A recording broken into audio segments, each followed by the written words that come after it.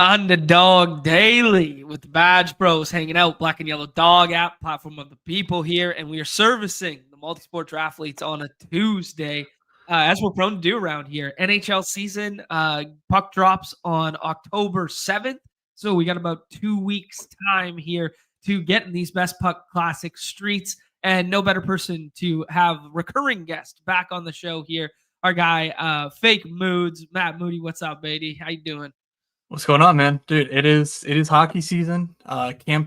Camps opened last week. So we are right back in the thick of things. 2 weeks till opening puck drop. The news is coming fast and furious, but thankfully the news is not that important in the NHL. It matters, but we're drafting so many good players that you don't need to know the fifth string running back for each team to have a chance of competing in this sport.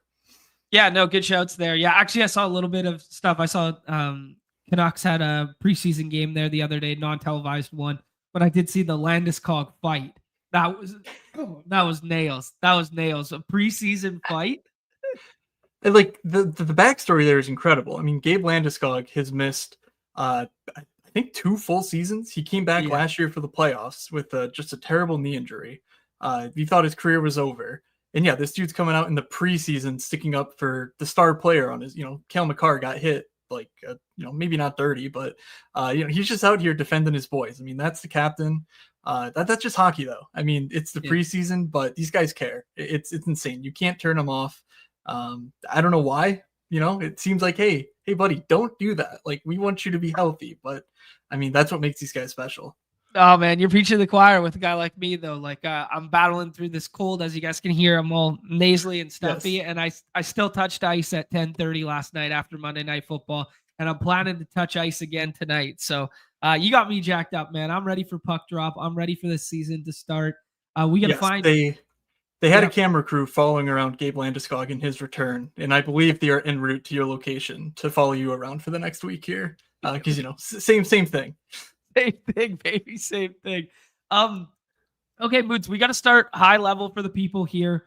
Couple new amendments to the contest this year. Well, we got 2 contests on the platform right now. We got the Best Puck Classic, which is the flagship contest, $15 price point, 15K entries, 200K prize pool. And then they got a 20 max, the penalty box with the $3 price point. That's literally about half the size, 20K total prizes there. The amendment to the Best Puck Classic this year is the addition of a new flex spot. And when you've been on the program in the past and we've talked about this contest and stuff, it's always been 3-7-3-3 in the builds by way of center, wings, defensemen, tendies. Is that still the mantra? Is that still the alpha this year? Or is there a little more flexibility? There's a lot more flexibility this year. I would say that when I first heard that news, I thought it was going to change the meta to a 4-6-3-3. And when I went in and did some data work, it's all posted on my newsletter, moods.beehive.com, where I did a 2025 manifesto update for the Best Puck Classic. I basically reran the contest from last year as if it had this year's rules. And so it's tough to say apples to apples because obviously, sharper drafters. I was pretty terrible last year, but I would still consider myself a sharper drafter. I was doing a lot of the 3-7-3-3, so it's tough to disentangle like who's doing the drafts versus who, the actual outcomes. But it wasn't as stark as I expected, as in basically because the center position is still really, really solid, even late into drafts, you don't need too many of them because they all just score so well. And the important thing is to not lose out on goalie points and to not lose out on wing points. The goalie points are especially where it is. That hasn't changed. We still want 3 goalies. We want 3 good goalies. But 4-6-3-3 is fine. I've done a 5-5-3-3, there's different ways to build. It's a lot more flexible though with this new flex. And it also makes stacking more important. Okay, interesting. Okay, we'll get into the stacking proponent of that and whatnot. But like, I want to know here, is it just pure capital allocation where it's like, hey, so many of these good first round picks are centers, so that just funnels us to 3 center builds, or are you still tacking one on late if it's like a player you like or a stacking partner you like who just happens to have overlap positional availability, that sort of thing? It's more of a stacking consideration for me personally this year. where I'm not forcing 7 wings if I want a fourth center stacked with a wing or something like that. I'm Yeah. not in any certain way, but I do think you are missing out on pretty uh, big tiers at the center position early on, and basically it's really hard to catch up at that. Okay.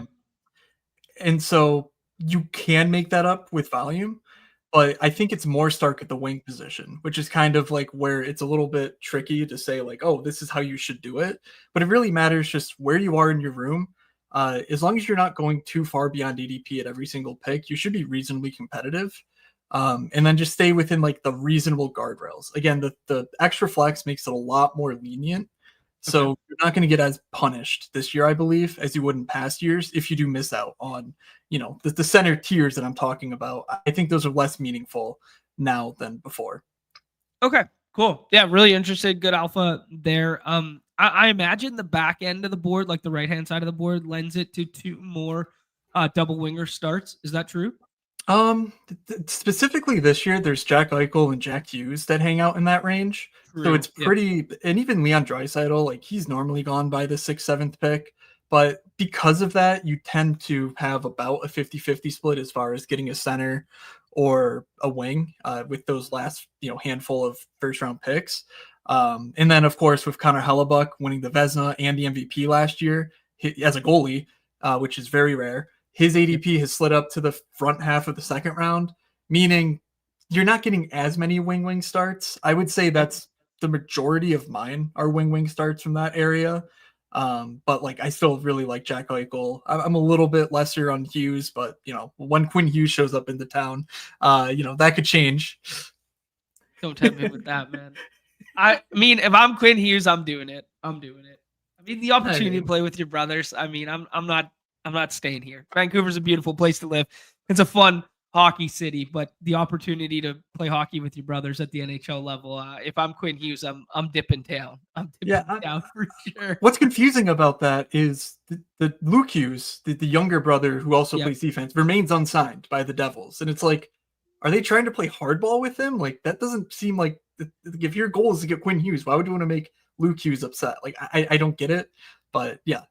Anyway, Sounds like little Jizzy's coming north. The little 2-for-1 package. Both the Hughes brothers are coming north now. Quinn's sticking here. Oh uh, man. Conversation for another day, my man. We got to break into some of the stacking alpha here. The one thing I want to ask, another macro one here, has the ADP caught up on tendies yet on the goaltenders here? Because we're 38% filled right now. When I looked this morning, 37 and change. The biggest thing I saw when I did my first initial 10 there was just like, oh wow, the goalies were way too far down to start. Have they pushed up or have they pushed up too far now? Like what's the alpha they've on the tendies? they've pushed up. It's hard to say they've pushed up too far because, like, quite frankly, just the data has shown, no matter how I cut it, that like the only thing consistent year to year, like you can differentiate your ADP capital bucket between center and wing and D and have all these different outcomes, but every single year, like I bucket it into 20 percentiles. So there's 5 buckets of 20%. And if you're in that bottom fifth of the draft pool as far as allocating goalie capital, you're just screwed. Like if you don't have 3 starting goalies, you're not going to win. And like that's just a general rule, but that's been so consistent that like you could tell me the goalies all go in the first 8 rounds and I'd Mhm. kind of be like, sorry bud, like you got to figure it out. Like you got to figure out how to get those 3 solid goalies in. And so I don't think it's that extreme yet to the point where like, okay, well what if I do 2 goalies? Like I still think you got to just eat it. There are some solid options late in goal. But Carter Hart exists. There's a whole Wow. thing around Hockey Canada in that, and he's going to be a free agent, and he was a starting goalie a few years ago. He's still on the younger side, but he was like the next great goalie. So like a lot of goalie situations are kind of like up in the air because all of a sudden they could bring in a guy to push him, and that's very rare at Right. this time of year. Usually now is when we're getting confirmation on uh, who of the starting goalies are that we want to target late. What is kind of the benchmark for games played for goalies? Like, are we looking for like that 50 range? Like, if we're looking at goalie 25 Yeah. or something like that? So for the most part, you're gonna see the top 5 goalies or so get about 60 starts if they stay healthy. The Okay. next range of about, I would say, 15 goalies is very much in the 50 to 55 starts in their upside. Okay. These guys, we've seen them lose their jobs before. There was a guy in Colorado who was being drafted, in goalie 6 or 7, or maybe a bit after that last year, who was just done by November. Like it's Right. just, it's very volatile. And then after that, you're really just hoping for the better part of the split. There's 82 games in a season, so if you get 45 starts from that guy, you're probably happy. And that's just because injuries. That's because goaltending is voodoo. Like it's very hard to predict performance. So Yeah. figuring out which guys have the longest rope is sort of like the best way to attack the goalie position. Okay, cool. We'll get into some specific targets when we look at the position by position and do some drafting there. But I think it's a good macro lay of the land for people that just like the importance of like your roster's drawing dead if you have, two goalies that are north of ADPs 25 at the position and are splitting nets or losing their job halfway through the year kind of thing, right? Um, yeah. I Yeah. won't expand too much. Yeah. And we might have lost another one there with the leave of absence for Joseph Wool yesterday. Yeah, I mean, that pretty much solidifies Anthony Stolarz, who Yeah. seems like he had earned the role anyway based on his Yeah. play last year. So, but yeah, I mean, that situation, it also means that could a goalie get moved to Toronto because Toronto has cup aspirations, like a Tristan Jarry from Pittsburgh. Like, are they going to be in the market for a goalie? Like, there's a lot of things that do open up a bit when you lose a backup. So, Tristan Jarry, good BC kid. His parents own a grocery store, like 30 minutes from me, 20 minutes from me. nice. There's a mural of him on the wall. It's awesome. Wow. Yeah. Guys, I dropped it once in the chat already here. Moods has put a lot of work into the newsletter, the manifesto. I think we're on version 4 of the manifesto now. Version 4 or 5 of the manifesto. I did 3 Yeah. separate items last year. Mhm. So it's 3 different like concepts, and then this year I did one to sort of just try and update what I thought was the most relevant changes. So yeah, I guess technically 4, but it's been 2 years worth of digging into the prior year's data to figure out what works, what doesn't work, in a very similar fashion to Mike Leone, obviously, where the manifesto name comes from. Right on. Dropping that in the chat. It's also in the link in the bio below if you happen to be watching after the time. I'm also going to add in Moods' YouTube channel here. Give that a watch there. He's got 3 videos up there, some condensed drafts that you can get through in about 30 minutes as he walks through some of the theoretical principles. Between those 2 resources and then one we're about to talk about in terms of the schedule, because you did really highlight the schedule in the manifesto this year as the importance of it here, and that kind of plays into the stacking principles we're going to talk about right now. But outside of those like 3 immediate resources, anything else that would be like a good jumping off point for people?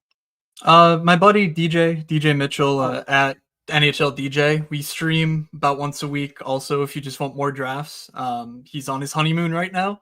So kudos to DJ there. But that's another person. If you're interested in picking up hockey, follow him. If you're interested in betting hockey, go to his Twitter. He tweets almost every day the regular season. And just has a lot of fun with it. It's all free stuff, but we try to cover everything as far as the underdog stuff, the redacted stuff, which is where I focus most of my time and energy in season, and the yep. betting stuff. If you're interested in hockey, I think we're 2 really good people to follow for for in-depth takes on my part, but just content in general in a space that's pretty barren, unfortunately.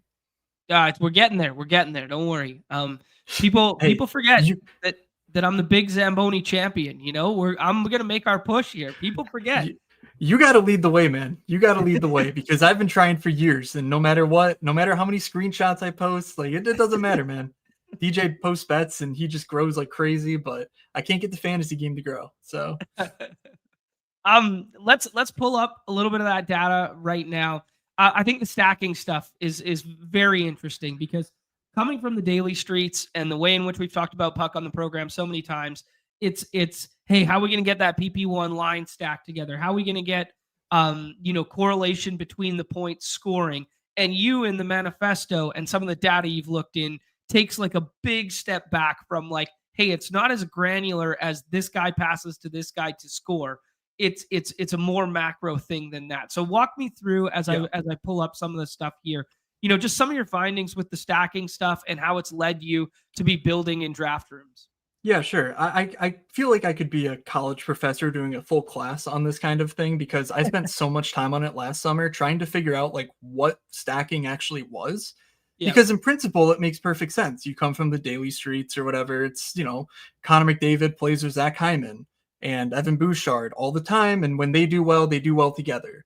And that's cool. But when I tried to do some tricks basically to suss out like, okay, when this team has a top 5 player, who benefits? And the answer was basically everybody. And so it's like, well, that can't be true because he can only possibly play with a few people at a time, be it on the power play or at 5-on-5. And so what it sort of led me to realize is that I think there's something else going on when you're stacking, which again, I don't need to get full detail on. If you read my manifestos, I posit all sorts of thoughts about it, where basically what matters the most is when you think of a best puck week, the same way you would an NFL week, where, okay, look, you're getting 4 quarters of Jalen Hurts, whether it's, whatever happens, you're getting 4 quarters. You're also getting 4 quarters of every other quarterback you draft. But in NHL or in NBA or even in baseball to some extent, you are getting multiple starts more than another player just by the factor of what team he's on. Right. And so that to me is sort of where stacking came in. Best puck is so much a game of like high volume players. Like you're not taking thin plays because you're just not drafting that many players versus the overall player pool. Where if you just get the best players on each team, I think you're okay calling that a stack because that's just the way the dynamics have worked that I found. So ultimately, if you see a player with the team name that matches your team that you're already on your team, that's fine. Like don't overthink it. You can overthink it, but that's sort of where I came down on it. I mean, there's so much fluidity throughout the season too. Like, guys change lines all the time. Like, unless you are literally line 1 for the Wild that they just keep going back to year after year after year, with the Eriksson Ek plus Moody plus Kirill there. That was a line that they went back to for years now. But like, even those guys break up at times. Even Drysdale and McDavid break up at times, or Hyman doesn't play for a bit there. Like, so yeah, just having that team level bet. I did find it interesting. Sorry, go ahead. So I was just gonna close that off with when you think of the NFL, like it's sort of like, to me, it's almost like the gauntlet where, the goal of drafting in the gauntlet is not to get all 18 players to the Super Bowl. It's to get a starting team in the Super Bowl. And so when you're stacking NHL players, you're almost sort of saying, hey, I'm not going to get, all 16 players to have 4 weeks in the playoff week 1 or the final week, whatever. But I am going to get 6 players to fill out my starting roster, or 7 players now with the additional flex into my starting lineup. And so that gives you a head start. Of course, they still need to produce on the ice. But that's sort of the way I think about it. And when you have blocks of 2 to 3, even 4 players from one team, it just makes it easier for those puzzle pieces to fall in place. Because if your team plays four games in 1 week, guess what? The next week, they're not playing 4 games again for the most part. They're playing 2 or 3 just because that's the way the schedule naturally cycles. Right. Yeah. Really sharp points there with like, if we're trying to encapsulate spike weeks as a team, just the sheer number of games being different than other teams there is what you want to encapsulate, and they can't be the same week over week. Yeah. Well said. I had a question about this. Like, obviously, like Rowinski was like a huge outlier last year. Do you think it mattered more his contributions to stacking as a defenseman, just because like, he's playing elevated minutes, he's playing with multiple lines? Like, what I'm kind of getting at is the impact of like a stacked back end defenseman who kind of like breaks fantasy in that mold is worth more than had it been like a 85-point guy from round 10 or round 8. It's interesting because you think of Werenski and, I can naturally say, well, Marchenko, Monahan, Voronkov, like all these guys who he was sort of in a 5-man unit with at 5-on-5 in the power play. They all kind of exceeded expectations. The problem was not many of them were super drafted, like Marchenko was. But it was sort of like if you took Werenski, you were almost more likely to uncover the pieces that no one else was drafting if you were stacking. And so that was sort Right. of what happened. Now, I'm thinking of a guy like Quinn Hughes, who has the exact same sort of like, this guy's awesome. He's going to be on the ice at all times, and he's just a tide that lifts all boats. But that didn't really help Pedersen. And now, of course, Quinn Hughes dealt with injuries and whatnot. But like, it sort of to me strikes me as more of a it matters more when the picks that actually pop off because of him go super late. Right. Just because you're unlikely to sort of actually take them at all in this place. And thinking of last year, Johnny Gaudreau unfortunately passed away in the offseason, like just terrible on the eve of training camp. Like no one interested in the Columbus Blue Jackets, hand up, myself included, because it was like, how are you going to replace him? He was, the engine of that offense. And they found a way. Like, it's sort of like just the perfect storm happened last year for Werenski that I'm kind of unwilling to like make that almost like the even the exception that proves the rule, but more of just like the holy crap, what an outlier kind of deal. Right. Okay.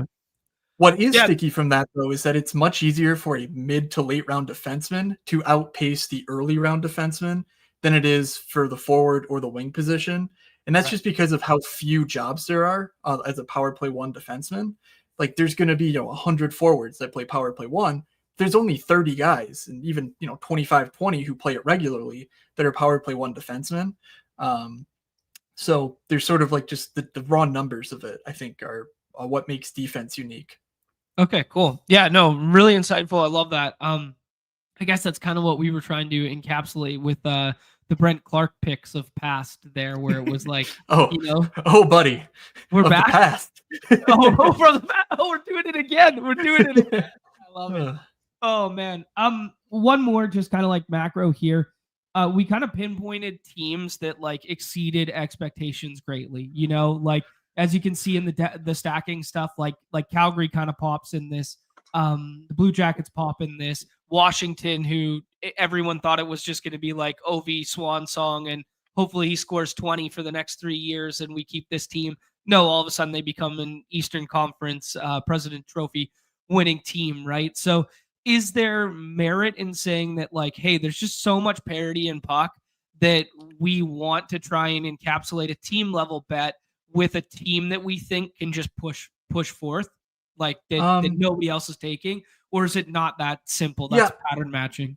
Because there are 32 teams and the power play is just where such an outsized majority of offense comes from, you're not going to find like on the best teams in the league, like 10 guys that are like super relevant for fantasy scoring, because it's just tough to sustain that without the power play. So taking a power play one guy on a bad team by default is just going to be better than the average power play two player on a not so great team. Okay. So like that's, I think more is why that's the case. What I think the stacking chart you're showing here shows is that in general, it's either a slope down or a slope up. And what each team basically you're showing is their slope from like having one of those teams players to 2 to 3 to 4. And you can largely see that, if you pick a good team, you tend to get rewarded more if they were good.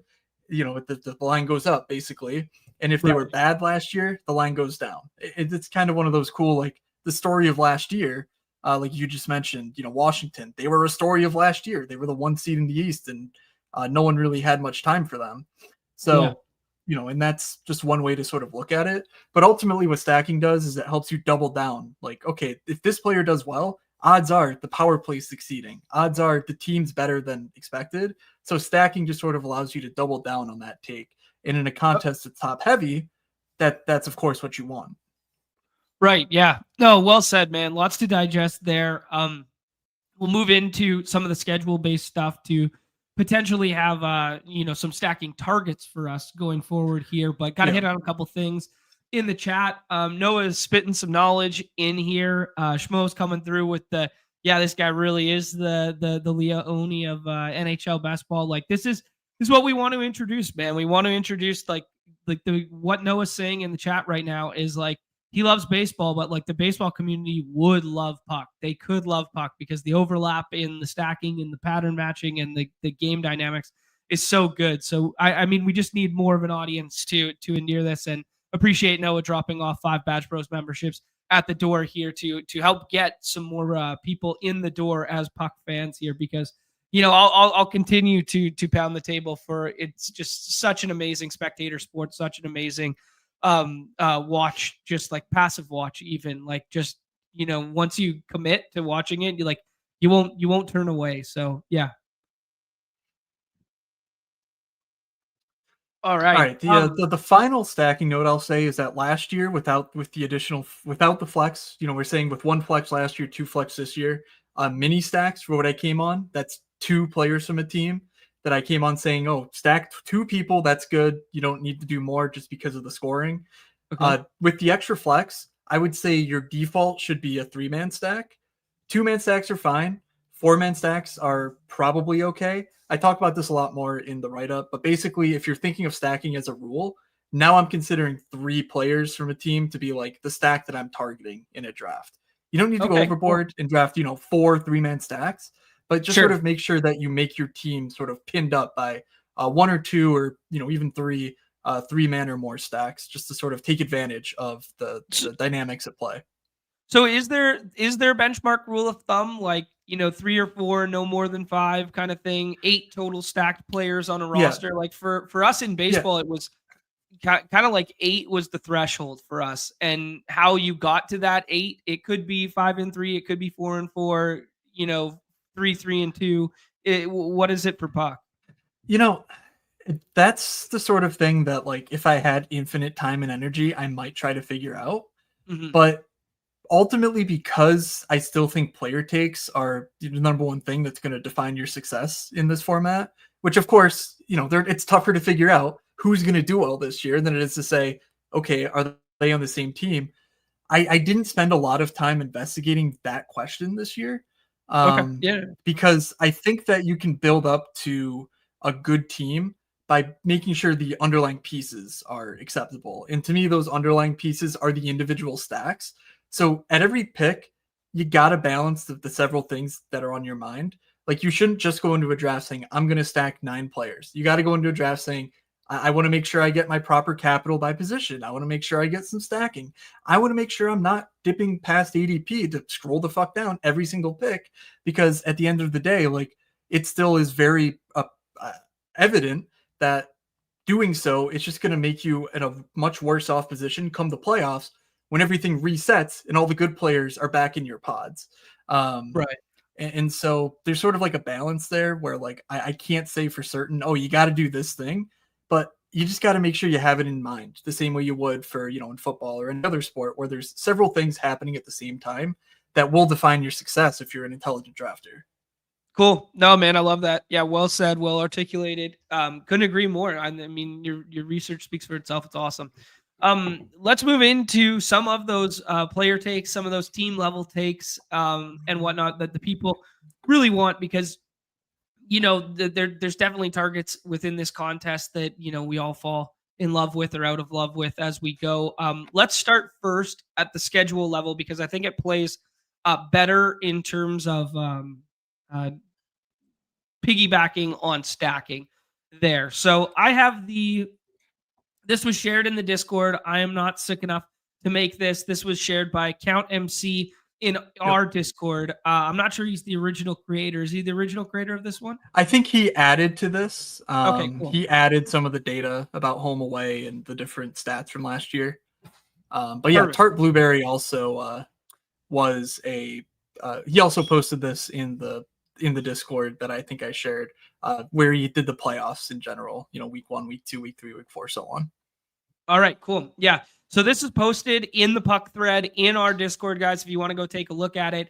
And it just breaks down exactly what we kind of do with the baseball, exactly what we do with football stuff. Is it breaks down, your week 15, your week 16, and your week 17. The biggest discrepancy, though, is, puck is scored the way in which baseball is scored, week over week. So, the round 2 window is 1 week is scored, then the next week is scored. So what Moody's been pointing out here is just like, man, there's some great discrepancy in like 4 games followed by 2 games. So I'm looking at New Jersey, for instance. Even if we're just looking at round 2, they play 4 in week 1. Well, that's great for my New Jersey stacks, but they only play 2 in the second half of round 2 there. So we're probably not going to be able to push those through unless we have another stack of a 4 team or 4 games to go alongside that. So just macro thoughts on the schedule. Has it led you to, is it of great importance? Has it led you to certain teams, certain builds, certain stacks? What are your Yes. thoughts, Ben? Yeah. I think this is interesting for me. It's mostly focusing on the stacks that I'm building, and then the goalies that I'm drafting. Okay. Because when you think of like these numbers on the page, if a team plays 4 games in a week, odds are, even come the playoff time where it's the stretch run, the teams are really gearing up for the playoffs, or in some cases shutting it down to get ready for the playoffs. The goalie's not going to play all 4 of those games. For the most part, teams don't give their goalies as much run as they did, back 20 years ago or whatever. So when you sort of cut it down to, okay, if there's a 4-game week, you get 3 starts. When there's a 3-game week, you get 2 starts. That makes it even more important that you sort of fill in the gaps appropriately so that you're not left with a guy who has, 1 start in a week mixed with another guy who has 2 starts that week and maybe sucks for one of them, and then a third guy who's off doing whatever the hell because his team sucks for that week. Right. So like trying to naturally balance the playoff schedule is something that I do look at for goalies especially, and then I'll take a look at it for stacks. Honestly, the stacks are kind of hard to put together with ADP in mind and whatnot.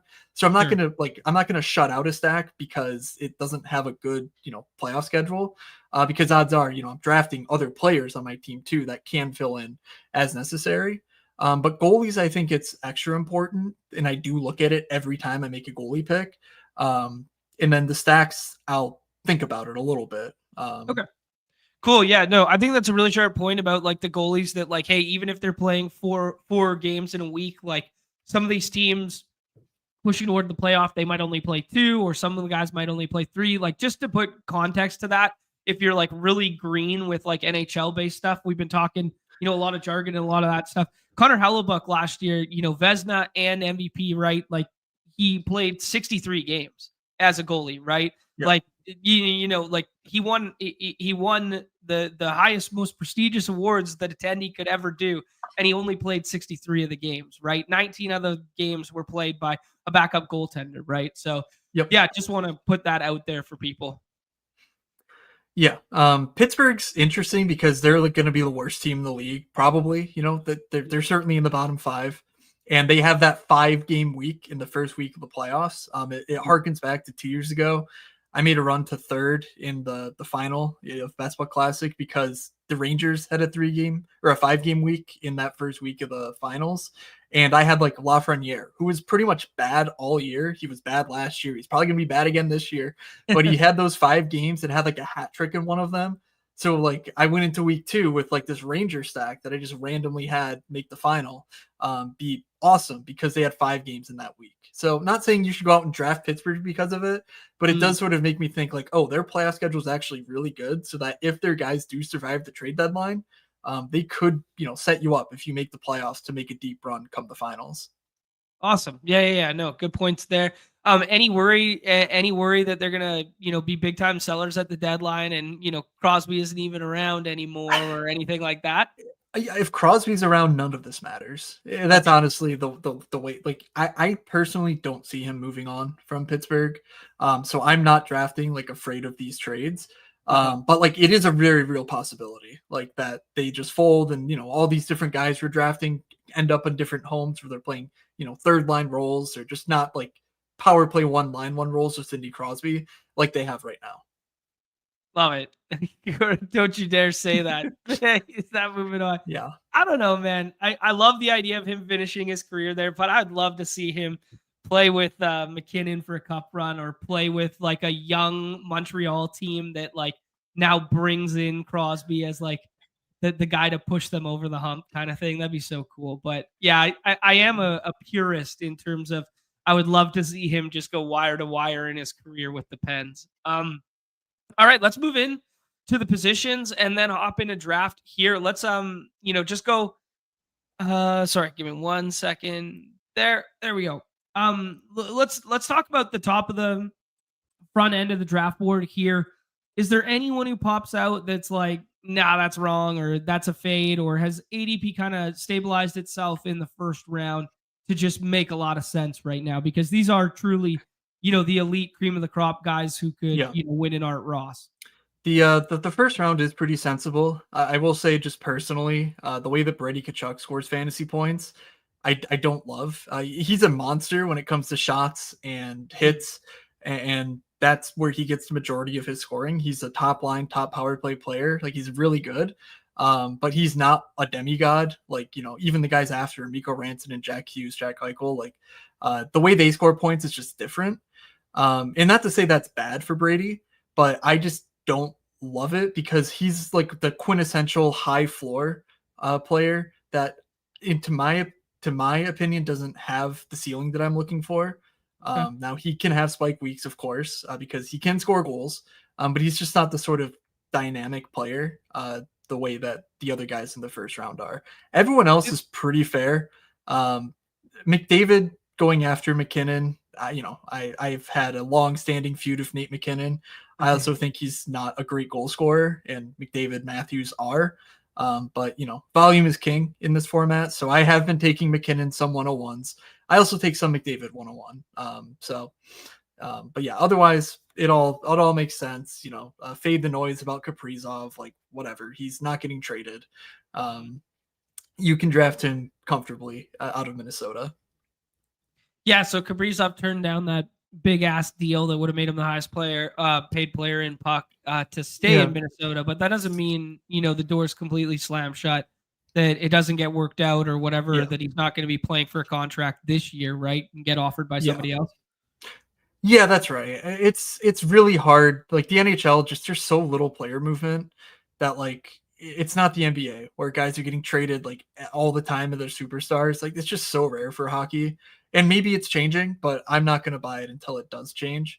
I will say Socrates does have a point. David Pastrnak did come out and say he's dealing with a very similar knee issue to what Elias Pettersson's been dealing with.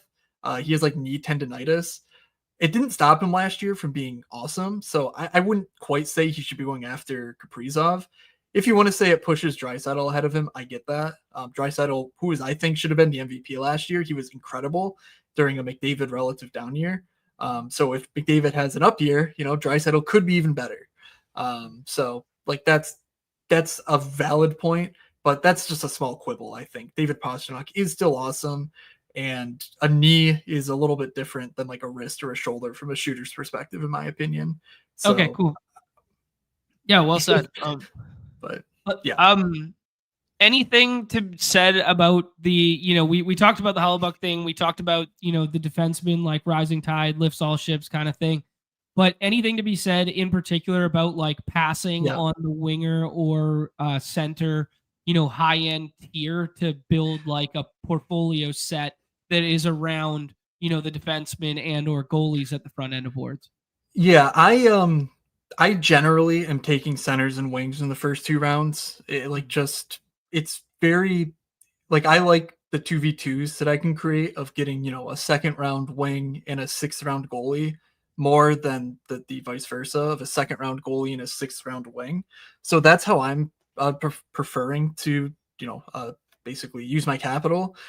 But of course, if Vasilevsky puts up the top goalie season like Hellebuyck did last year, or Hellebuyck does it again, then I will be fighting a bit of an uphill battle. But it's also very possible that a later round defenseman or goalie does that sort of thing too, in a way that I don't think it's as likely for the wing or center position to have that sort of same dynamic take place. Okay. Yeah, sounds good. Yeah, I think that's really sharp there. Let's go position by position. I wanted to just ask about like the first or second round. Is there anybody that you're like crazy overweight first or second round right now?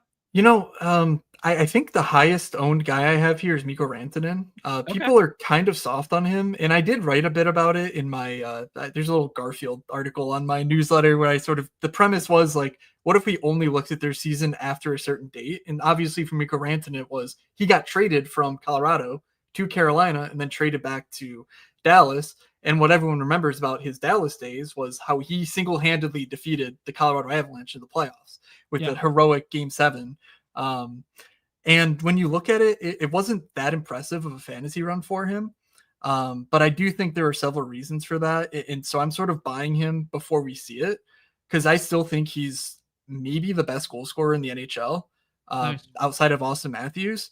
And I think the team around him is so unbelievably talented that like I really struggle to see it not work in Dallas. And that's not to say it can't work because it didn't really work last year in aggregate for him to be going in the first round of drafts. But, so that's like I think the hottest take I have.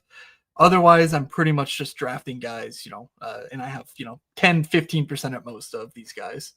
I like it, man. Yeah, but honestly, Dallas could low-key be a wagon. Like, Mhm. you're bringing back these vet guys on like stone min deals when they could be like, 4 or 5 million guys still, and yet you're just like, I don't know. I've said it for like 2 or 3 years that they look like so good on paper. They just need like a year where everything breaks properly for them, right? Like, not having Miro for the first round of the playoffs last year really stung, right? Mm-hmm. Yeah. I mean, it didn't end up mattering, but it really stung. Like, just like, yeah. This is their window in a big, big way.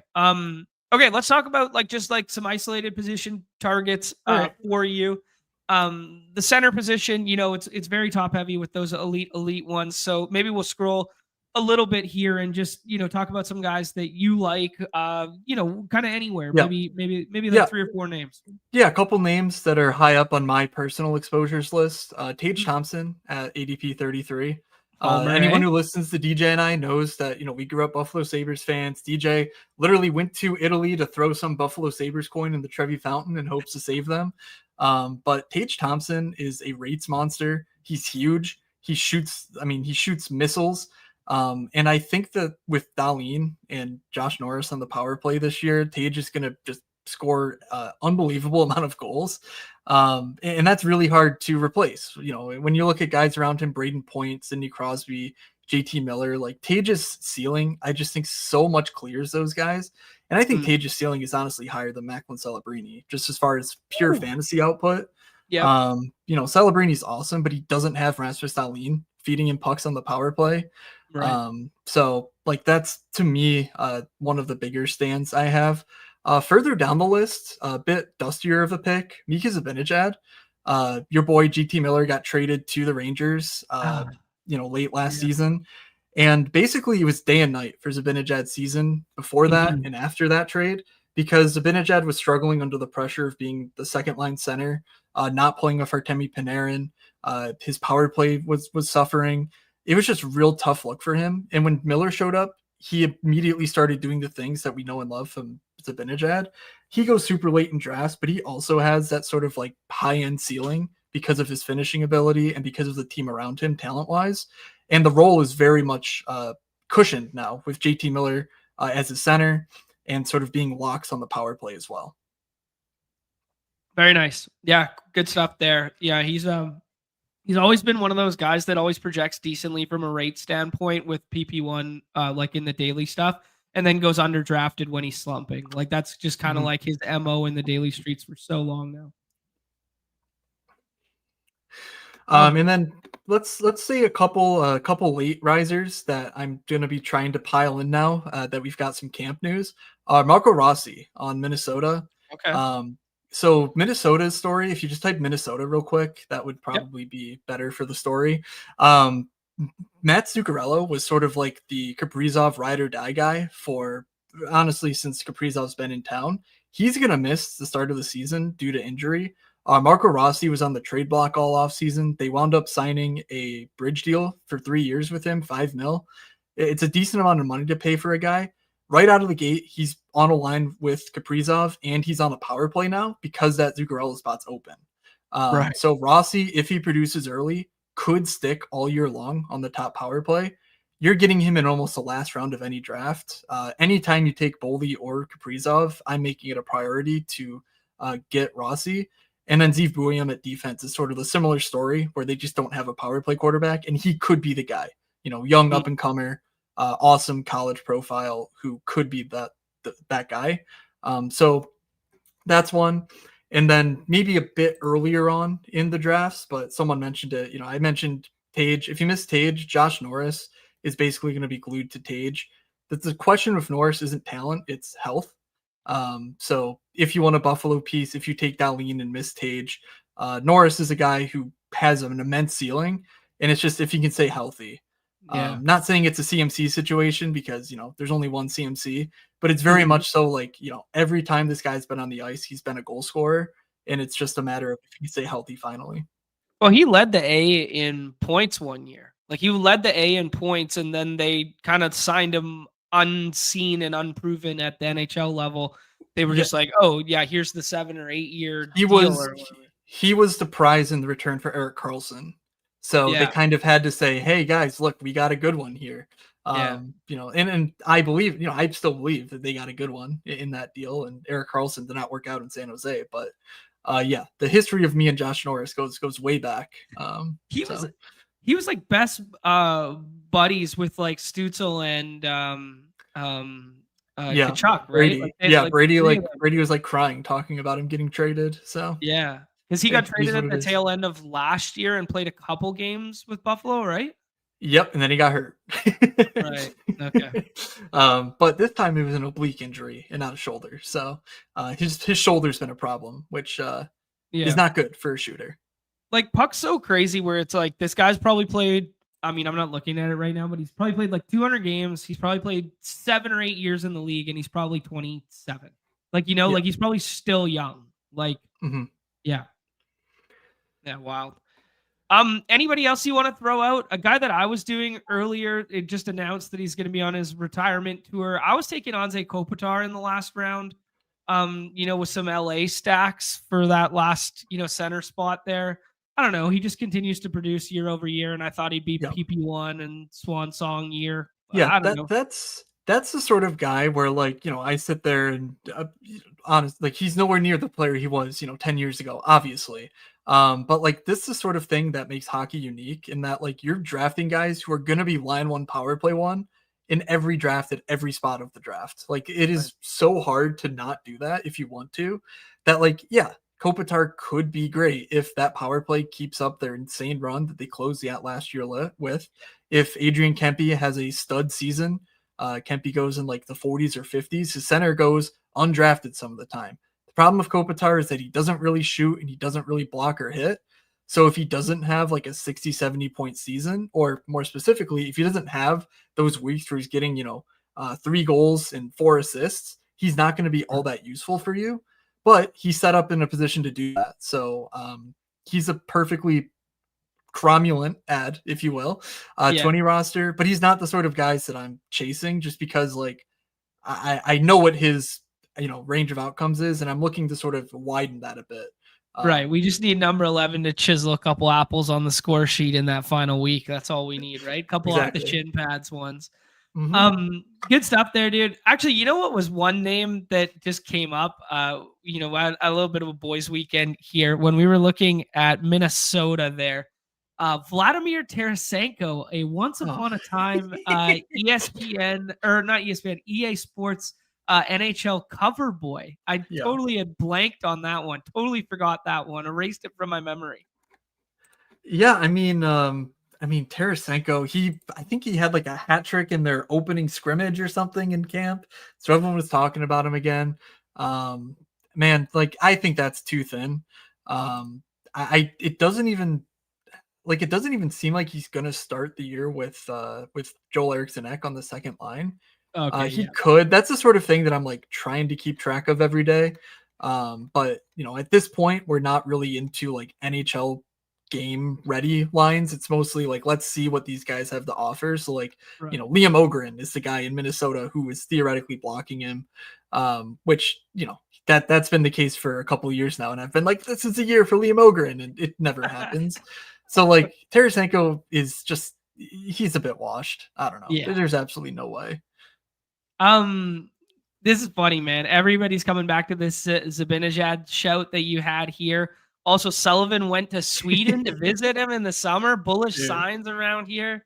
Can you Yeah. explain why Zabinajad's the best value? All Well, right, I'm buying because in. people are just basing it on full year stats, and that's really Right. what's happened. Like Vinicius' year was not good last year, but again, it was a tale of two seasons when it comes to his early season and then his post JT Miller trade. And it's just so easy to say this small sample size matters, which in some cases is true, in some cases is not. And I just think the context is there. Which again, I parsed through all over my newsletter, all the context there you could possibly wish for. But yeah, man, I'm in. I'm selling. I'm buying what the Vinajad Hive is selling, which apparently not many people are. If his ADP still Ooh. is not rising. All right. Sounds good to me. Let's move on to the wing position here. Just maybe rattle off a couple Yep. here, and then we can start hopping in a draft. My eyes gravitate to my guy Sam Reinhart because he won me the big Zamboni there. So I see Reinhart there, and I just go, good BC boy, gonna take me back to the promised land here.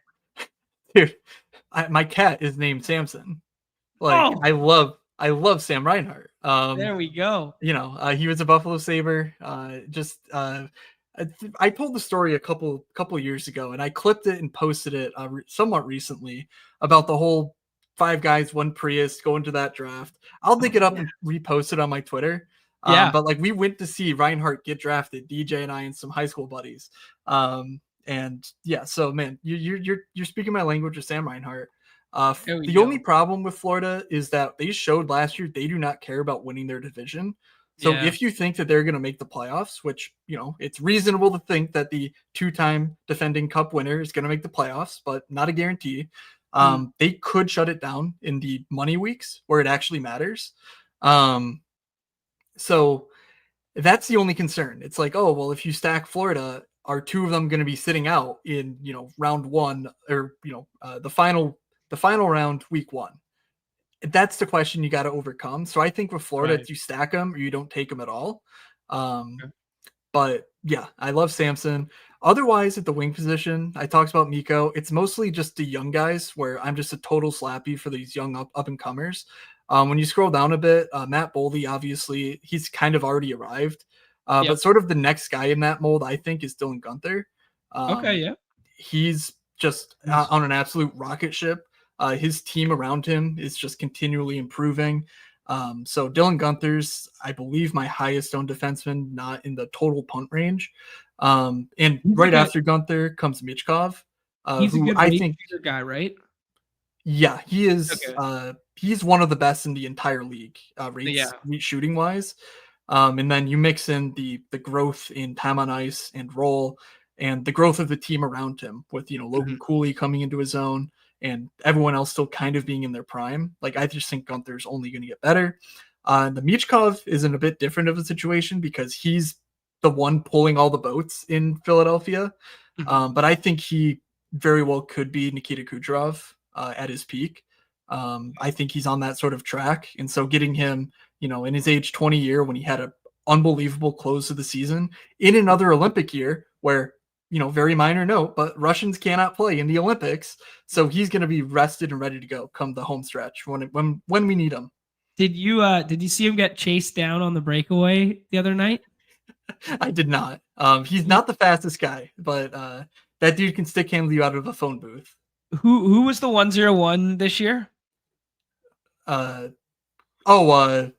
Schaefer.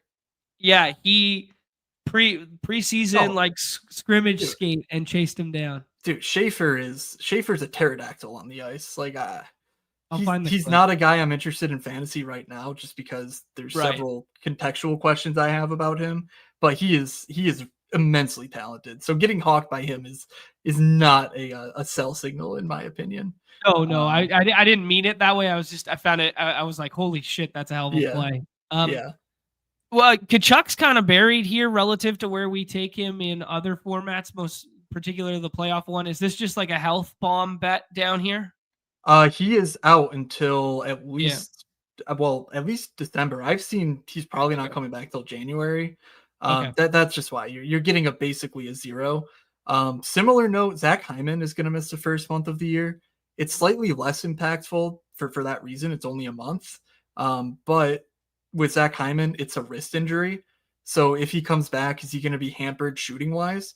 For Zach Hyman, he mostly just stands there and He lets just McDavid use him as a fucking tips him in backboard. the back of the cage. He just did. Yeah, so All he's like gonna do you is know, like this and like this. He doesn't need a yeah, wrist. yeah, like that's kind of the thing. But that is like a one of those things where I look at it and I go, ooh, like his rates could take a hit, and if he can't score, like that's really bad for fantasy, even if he is forechecking and grit and grinding, successfully. So those are two guys to definitely watch out for. I mean, we have the Demidov slappies in the chat here.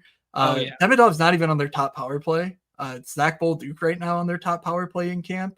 They also have Mm. Patrick Laine, who they could put on their top power play. I would caution people. I was all over Michkov last year.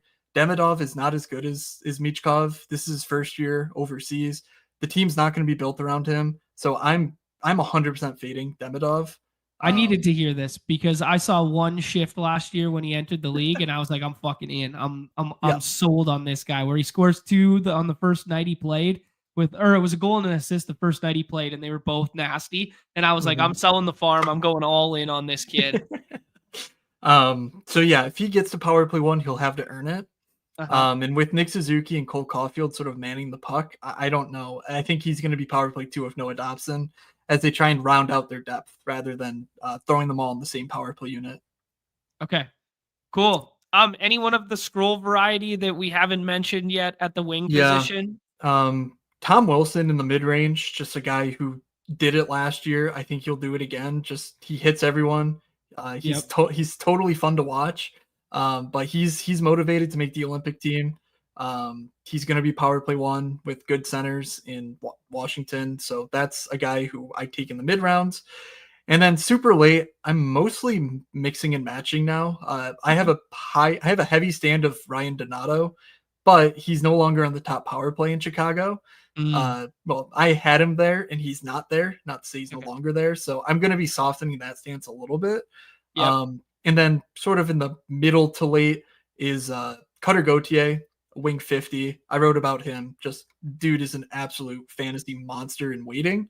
And Tyler Toffoli. If you like Macklin Celebrini, you really, I think, have to like Tyler Toffoli or Will Smith, who goes even later than Toffoli, because those are the guys who are going to play on the right wing for him. One of the two, and they both should be on the power play 1. So if Celebrini has a season that pays off his ADP, Toffoli or Will Smith is going to really take off at their ADP.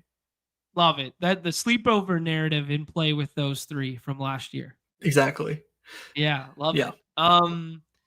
Okay, cool. Yeah, good list here. There was one guy, I just slipped his name now, that I wanted to ask you about that I thought was like a polarizing one, but it'll come back to me in a second, I swear. It was somebody. Cool. Who's the guy from Washington that used to always project so well every single day? I'll get there. All right. Every single day projections in the daily wise. Yeah, he was like a projection sloppy. Connor McMichael.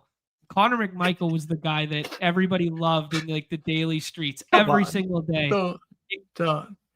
Yeah, I might be a card holder of the Connor McMichael Slappy fan club. I like him. I've been taking him a little bit with Tom Wilson, but the problem is that he might be 3C in Washington, the third center, rather than top 6 winger. And the power play role didn't materialize for him. So like I think that's a pretty thin bet at this point.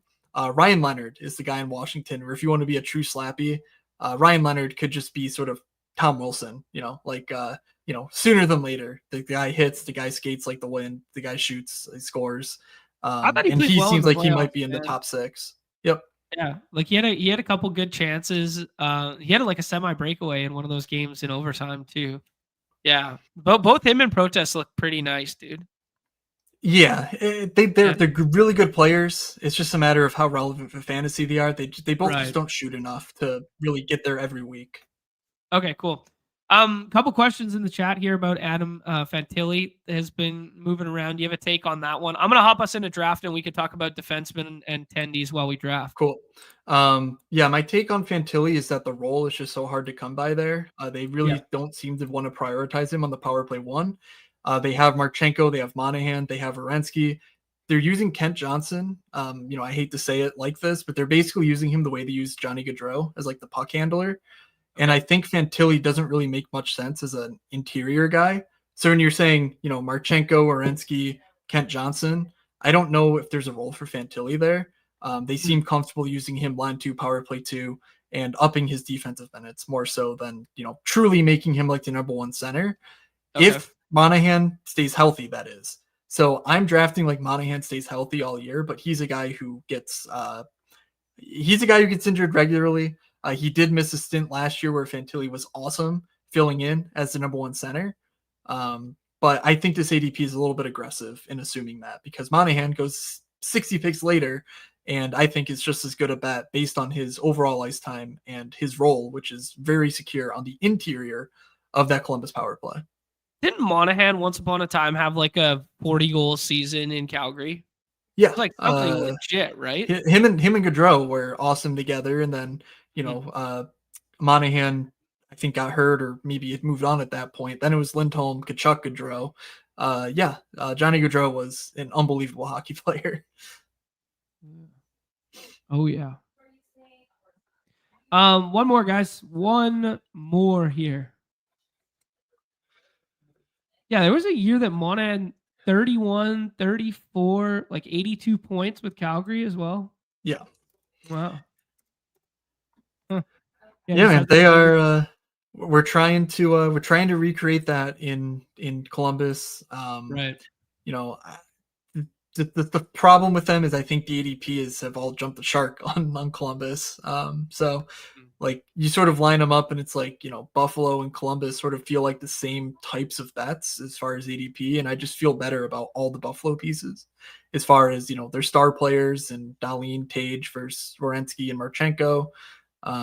And then down the board, I also feel like, it's just easier to say Buffalo finds it than because they're cheaper than the Columbus pieces.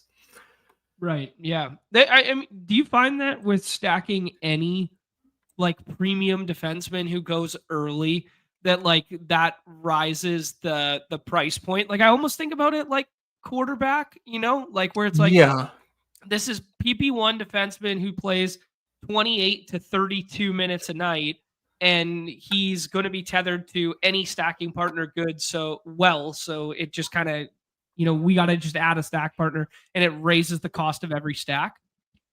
So basically once you take one of those power play quarterback guys, their teammates that go later, they should be sort of boosted in your mental model, I guess. If you're thinking of the overlay tools and whatnot, like I could certainly see making the D the quarterback in that sort of sense where you're boosting just because the D is just so dependent on point production for their ceiling, and their points are largely going to come on the power play. And again, you can predict who the power play forwards are going to be, and so therefore you should be boosting them up in the case where that guy you drafted does very well. So that makes sense in basically every team, every player on the board. I guess Mackenzie Weegar, if you're looking at like the top 12 defensemen, that's a guy where if I'm taking Weegar, I'm not necessarily saying I got to get his teammates because, Weegar just does it a little bit differently and he has more power play risk with Zane Parekh in the fold now. But like, everyone else is very point dependent. And so therefore, boost up their teammates when you're drafting, even if it's going a little bit past ADP. Do so. Love it. We filled that. Nice. Perfect. We filled a draft here. This is a tons of friend and family one here because we had a fresh lobby to use. So that's fun. We got Bates in here. We got Bar Down Beauty 6 screen name. Hockey Hooligans always hanging out. Schmo was in the chat earlier. Spooked is in here. Tua for Prez was in the chat. GA, a resident puck guy. Same with Willis there. Inthrius, a dog bowl qualifier. And Count MC, who many are saying is arguably the best in these streets. He's getting tons of love out here. Yeah, I mean, Count MC won the Zamboni. What was it? 2 years ago? Last year? Mm. One of the two. I don't know. Yeah, do you know anybody who won the big Zamboni this year? I don't know. Yeah, I don't know if you guys know anybody who won that one. I don't. God, I don't remember. Last year feels like forever ago. um, yeah.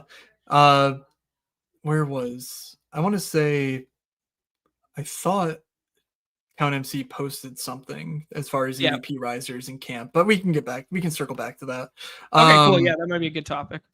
The last pieces I think you wanted to get to after. Well, let's take our here. You make a pick here, and then.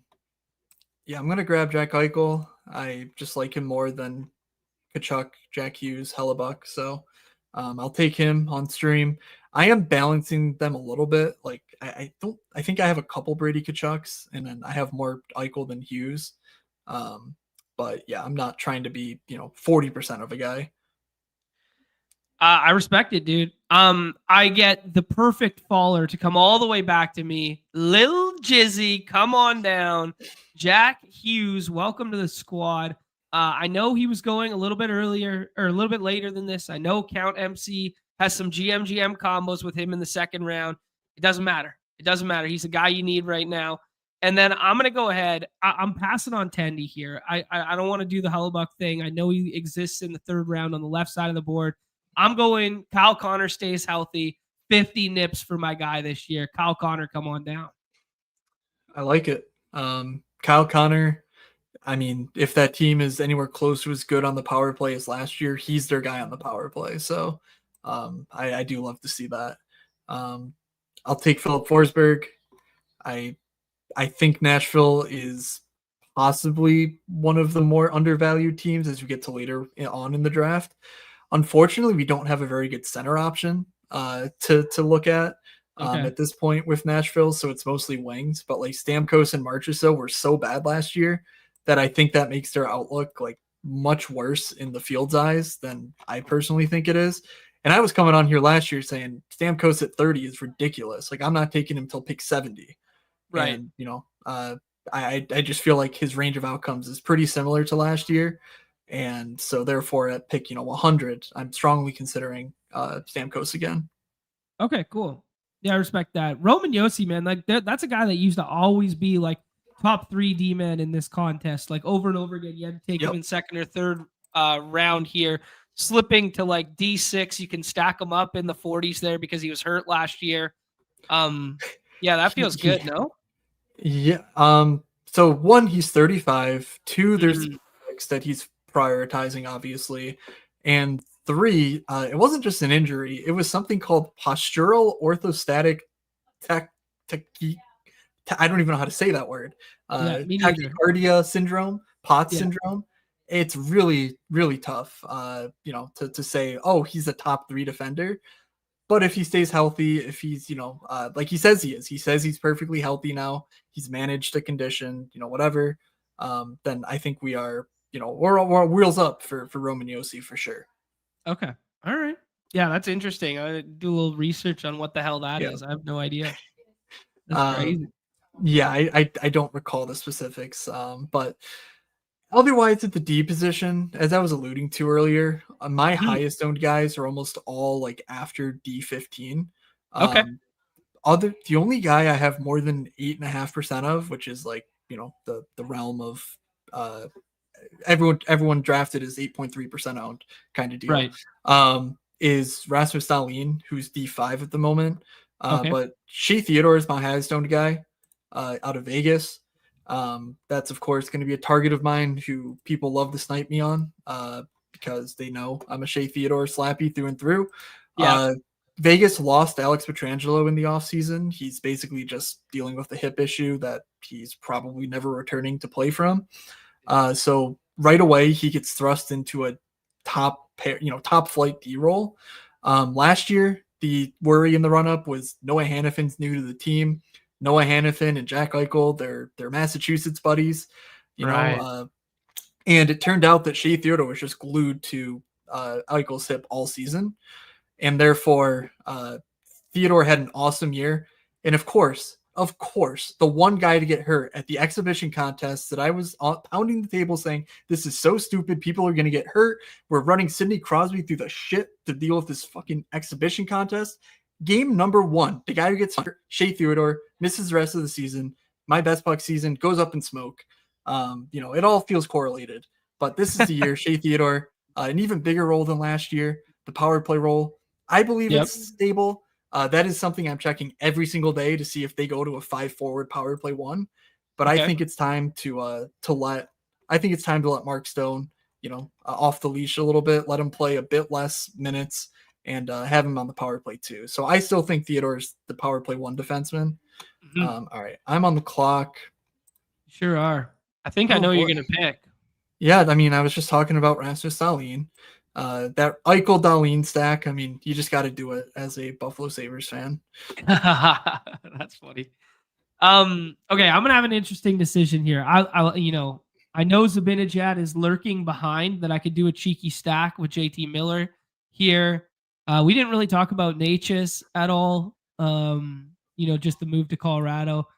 Ovi, I know you really like Ovi. I'm a little scared on the Ovi stuff, and I got a bro science take after this, but I think Jasper Bratt for the stack is just kind of like too obvious. Also can get little Dougie Hamilton later on, maybe even a cheeky Luke Hughes to the equation. So we'll stack that bad boy up, and I don't want to get caught with my pants down at Tendy here. So I think I'm going to take Gustafsson. Is that a good pick? Yeah, for sure. Right. Gustafsson earned the starter's role.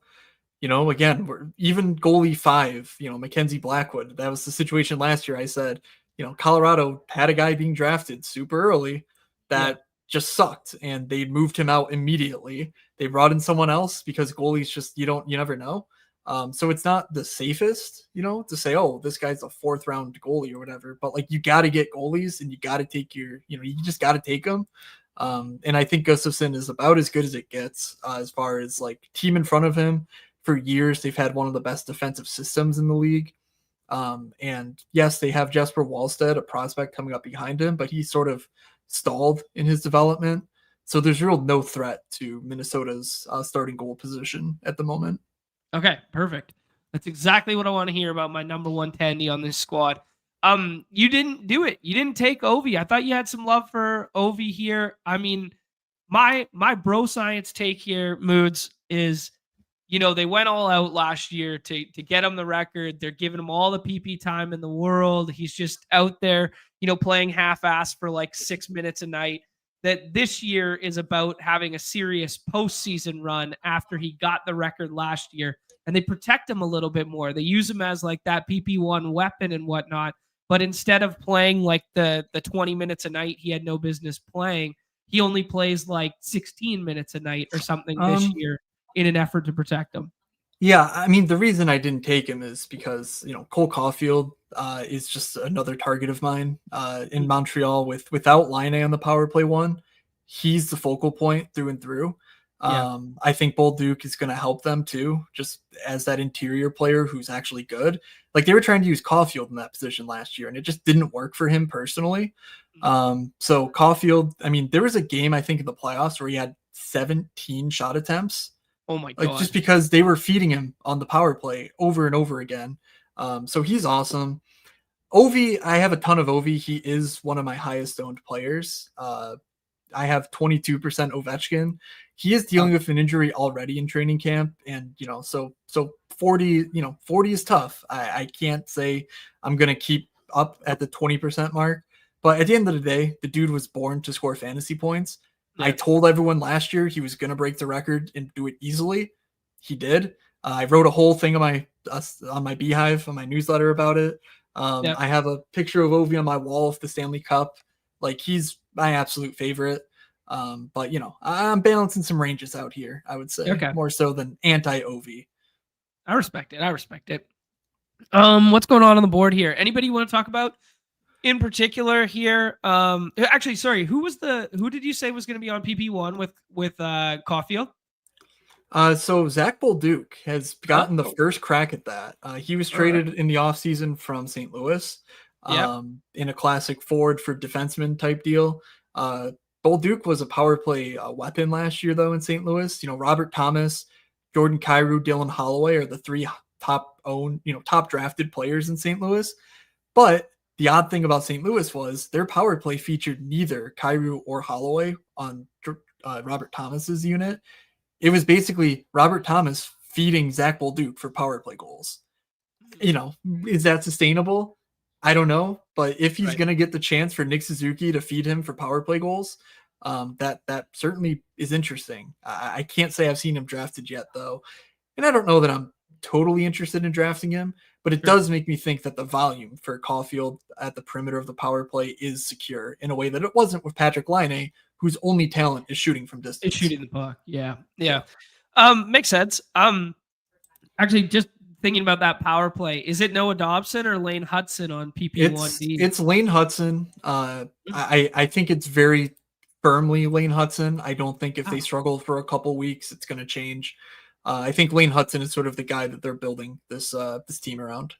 Interesting. Couple interesting names going off the board there that I want to ask you about. But question in the chat: do you have a Substack or just a Beehive? I put your Beehive in there. I think that's your main point of reference. Is it not? Yeah. Just a Beehive. Honestly, I don't know why it would matter. I don't know if the difference actually matters to people. Right. But yeah, I use Beehive. I think that's what Pete uses. So I was like, oh, like that seems fine. I like reading his stuff and it looks good. So that's what I use. I also have a Discord, the Morning Skate Pod Discord, where if you want to mainline hockey takes and tweets and stuff over and over again, I'm mostly posting in there throughout the day. Just like every single news item that I find interesting, I just post because, it's the Morning Skate Pod Discord. If you're in there, you're an absolute sicko. So expect it. And then I also spun up a YouTube channel, like you mentioned earlier, where I'm trying to do some more stuff. It's tough. I'm also trying to be a, gambler more so than I am a content creator. And that takes up a lot of my time, but just making sure I have avenues to post whatever thoughts I have and want to share is important to me. So that's why I started the YouTube channel. As you were talking there, my friend, I got some tough decisions here. I thought about doing a cheeky little Detroit stack there because I see like DeBrincat here. I see who did I take? Schneider, and then there was also Lucas Raymond there as well. I also see the man who's always on the case, Bobrovsky, on the case there. A little bit older, but a known tendy. Thought about it for a half second as like a tear break guy, but I don't know. What would you have done there in my spot? I opted for the stack partner with Scheifele with Kyle Connor. Yep. Yeah, I've got no problems with that. I certainly would have considered DeBrincat, but when you're taking Cider, it's not like you could have. Yeah, I guess you could have taken Cider and DeBrincat, but I totally understand wanting Mark Scheifele. I don't think you really could have gone wrong there. Mo Cider is a little bit of like the low upside type guy that I don't love to take a ton of, just because we're not sure he's that good at fantasy point production. He's more just a guy who hits and blocks an absolute boatload, and he should be power play one, but he's not talented enough to be like certainly power play one in my opinion. And they have some young guys who could wrestle that away over the course of camp. So I probably would have gone a winger, but I don't think you made a mistake. And certainly I would have considered Jake Sanderson too. I like Sanderson slightly more than Mo Cider, but almost any pick you made there would have been, I think, perfectly fine. I didn't take Jake Sanderson out of pure despise and disdain for football adjacent content on my my hockey program today. That is true. The Jake Sanderson, Josh Norris teams go crazy on the Underdog NHL streets. Oh, good vibes. Okay, I gotta ask you selfishly a couple questions here. My guy Petey, there were rumors around here. Now he's got this model wife and big jacked biceps. He's been putting on some weight. I don't know how we feeling about Petey this year, and then I got to ask you about Bernard as well. Yeah, Patterson. I will say I have not drafted much of him at the moment, but I don't have a strong aversion to him. It's mostly just you look at the guys who kind of go in this range, and I'm taking a bunch of the goalies here Mm, because I've taken the wings and centers a bit earlier. I'm taking guys like Gunther, Michkov when they fall. I think okay. Pedersen, his ADP has been sliding back a little bit. Let me just Okay. check that. Yeah, ADP 51, and you got him at what? Or sorry, someone got him at like 58. Yep. So when you get to that range, basically I'm just auto clicking, a winger that I really like and talked about, or a goalie. Okay. It's really as simple as that. But I think the role is there for Pedersen, obviously, because they don't really have other options. Yep. And it does seem like the teammates he'll get, the Brusque and Besser, um, which I think you would want. Obviously, Quinn Hughes is the main driver as well, and I think all of that goes in Pedersen's favor. It's just, can he actually do the thing? Can he manage his knee condition? Can he, come rediscover the form that made him truly one of the top? When he was 21, Yep. GMs might not have traded more than 5 players in the league in a Pedersen deal. He was that highly thought of, and he Yeah. was so good so quickly that to see where he is now is truly shocking. Mhm. Yeah, agreed, man. Still only 26 and, 100 points 2 years ago or whatever. But yeah, I don't know, man. I've never like stylistically the way he plays and like how he looks out there and the way he skates, it's never been like my cup of coffee and never been like appealing to me. But like it worked for limited windows of times and he was really good in the defensive zone as well. I don't know. I hope he can regain that because I think the kid's confidence is a little shook, man. For sure. I mean, I think it's hard to go from the heights that he was at to sort of the dregs that he's been more recently in, Yeah. and not sort of lose your confidence in that way. Um, so I'm getting back on the clock. When I look at this board and I look at my team, I pretty strongly think my team just needs a winger more than any other position. So like I'm totally fine with any of the centers that are currently here in other builds, but because I've already spent a top pick on Eichel, because I've already invested in an early defenseman, I'm going to take the top wing on the board in my book, and that's Kevin Fiala. Kachuk starts to become an option at this range, but again, he's out for a large stretch of the regular season, and you really need to bet on him coming back, being perfectly healthy, and not re-aggravating anything during the Olympics. And you need to bet on him actually playing in the fantasy playoffs as Florida Right. gears up for the Stanley Cup playoffs. So that is like a really tough needle to thread.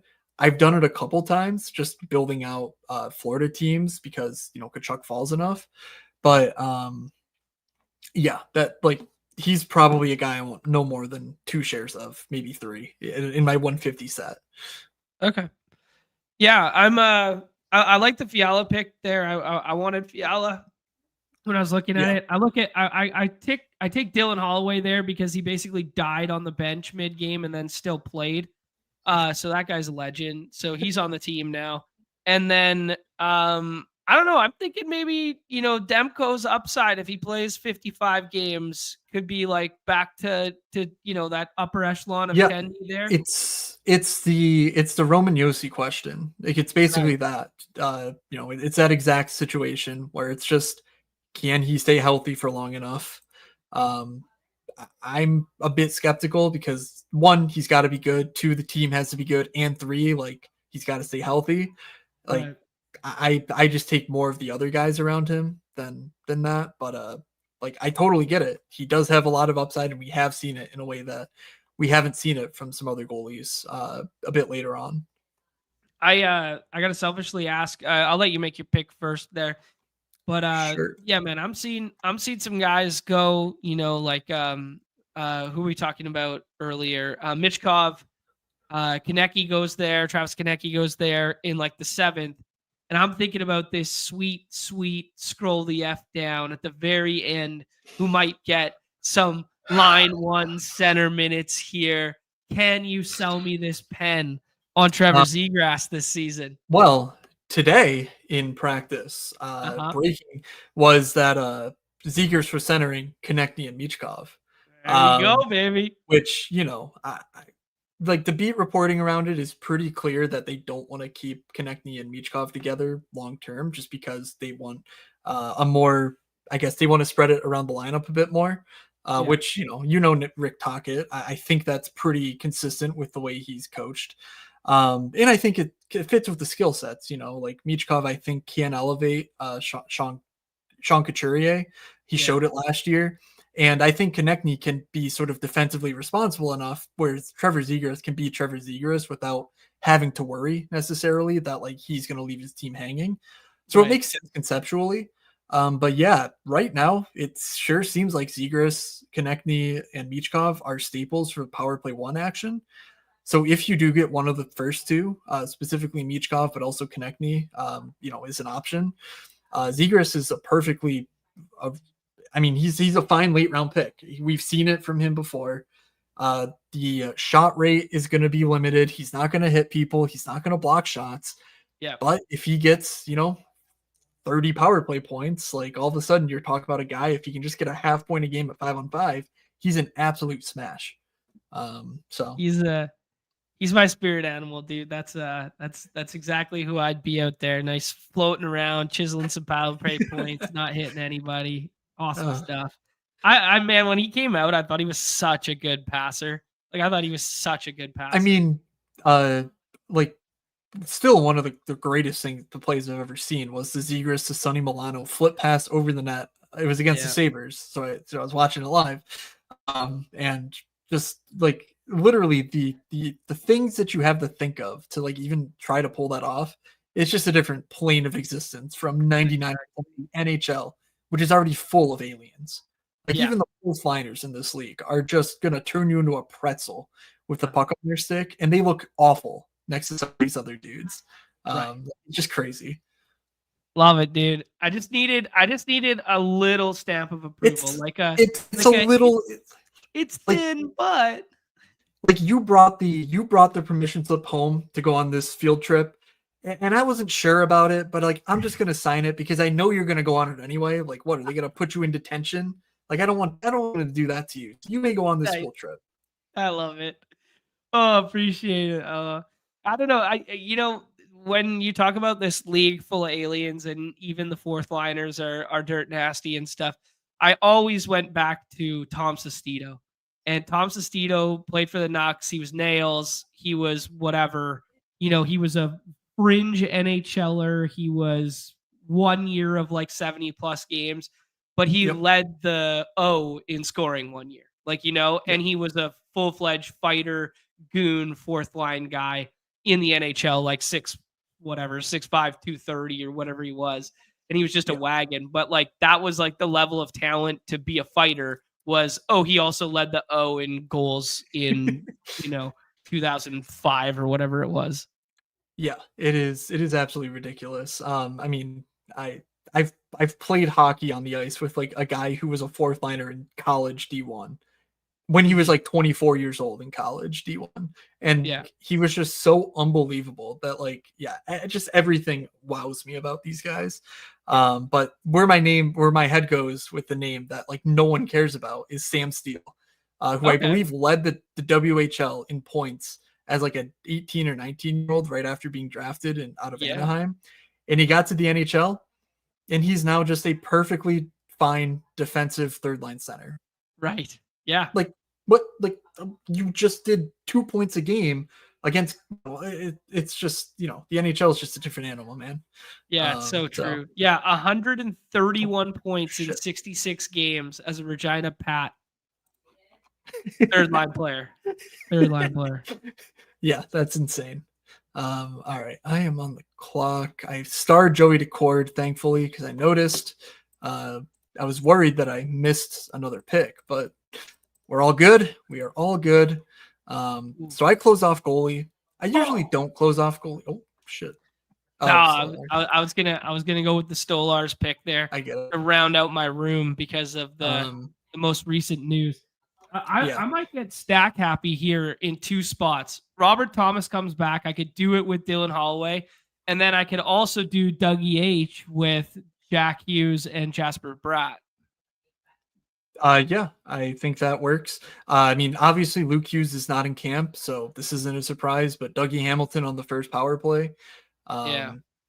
Like if he's productive to start the year, he's not giving that job up to Luke Hughes. So like, it's easy to see a path where Dougie succeeds, especially the longer this contract dispute plays out. And what I really like about Dougie Hamilton is he does the shots thing. He'll block some shots, Right. he'll hit some people, but mostly the shots are just really strong for him in a way that a lot of D in this range, it's not necessarily the case. I like it. I didn't feel I wasn't in love with filling my third center there, but I did it.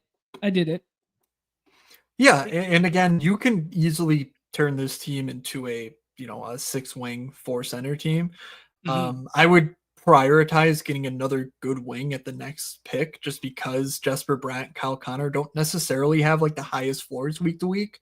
So Right. like just getting a guy who's like definitely a stud would really help in your effort to do a 4-6-3-3.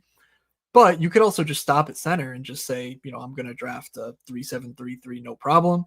Mhm. Everything else, looking at your team, doesn't seem like you're in position to do, 2 goalies or two D. So that feels pretty much solved. Yeah. But yeah, it doesn't have to be hard to draft good, best puck teams. Like that's just really what it boils down to. So definitely prioritizing wing down the stretch, and I think you're in good shape. Love it. All right, we're in good shot. We're in good shape here. A couple questions in the chat here. Does Inthrius play every sport? Damn right he does. He's really good at every sport. He was even doing PGA. He was doing PGA at the NBA Dog Bowl last year. He was like, Numi, we need a slate up. I'm like, you guys are sick, man. Go to bed. That's sick. Yeah, I do. love that. Yes, there you go. Consigliere is asking 3 guys you would take 10 picks ahead of ADP and 3 you'd fade even if they were 10 picks after. I think maybe the Matthew Tkachuk is in that fade 10 picks after. Definitely. On it at 20. Gosh. Yeah, I mean the players that would pick conversation is almost all gonna be guys that correlate with stacks that I'm building. Right. Because at the end of the day, I'm gonna be able to get 20% Michkov if I want to. I don't think I need to reach 10 picks if I don't think I need to get 50%. I could, I guess, in theory, if you made me list those guys, it'd probably be like Michkov, Gunther, and Cutter Gauthier, just because Okay. we don't fully know what their range of outcomes is in this NHL. They all have contextual factors that I think could lead to them being absolute dynamos. In 5 years, if they were all going in the top 20 in best puck, I would not be surprised whatsoever. Right. And so with that in mind, like reaching ahead to sort of see if that happens this year is what I'd rather do than say, oh, well, the market has said this player is this price. Because what happens if you write about that player, you get to the playoffs and all the guys that took that guy you had to have just have a better player than you because they got a player in round 10 that you had to take a player in round 12 because you were reaching up the board to grab the guy who was so good in round 10. Right. So that's sort of what I think about when I'm like in that full on reach conversation. The fades I have in mind, just maybe on the more boring end, but some of the early defensemen, I just don't have a lot of time for, just because of what I said.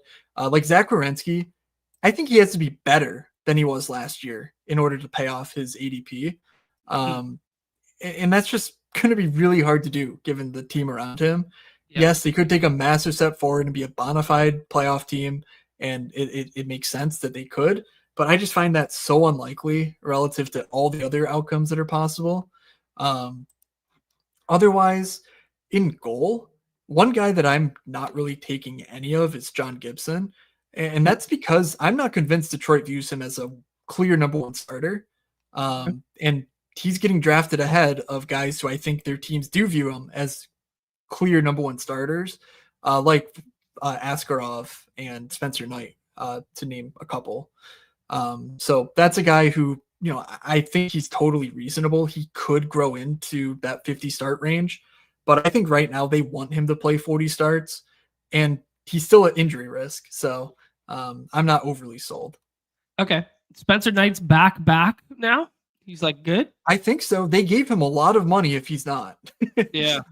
They gave him, I think, a five millish contract for 3 years. He was Like a big time prospect.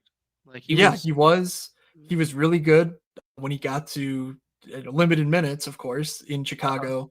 But he had a lot of personal stuff to deal with, and it seems like he's back on the right track now. So Yeah, it was like a um, rehab stint thing, right?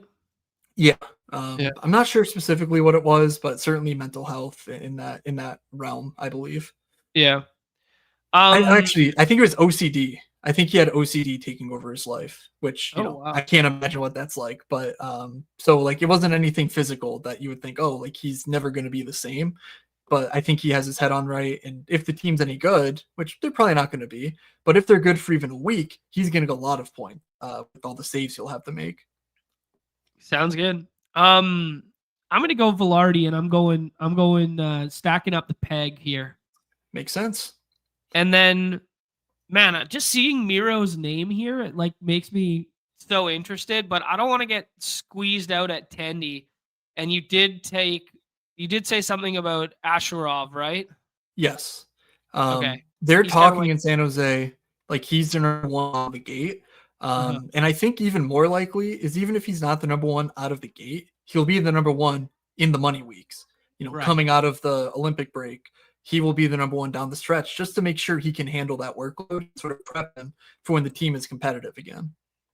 Okay. Cool. All right, we go with that there. Then I just didn't want to be like grasping at the bottom of the barrel without some found puck knowledge at the back end here because some of these scrolls are like really interesting. Like Earson, like I don't know, I don't know, man. Wolves got that leave right now.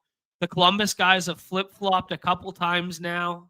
Yeah. Um, Yeah, yeah, I don't know. Columbus, I don't know. I don't know what to do with Columbus. Like one of those guys could be the starter. I'm just not sure either of them are any good. And I do Yeah, think they're the sort of team that if both of those guys are bad out of the gate, they do have high enough expectations internally that they will go try to find a different option, whether that's a trade or a call up or even a free agent kind of deal. So I'm just not convinced that either one of them is really worth drafting.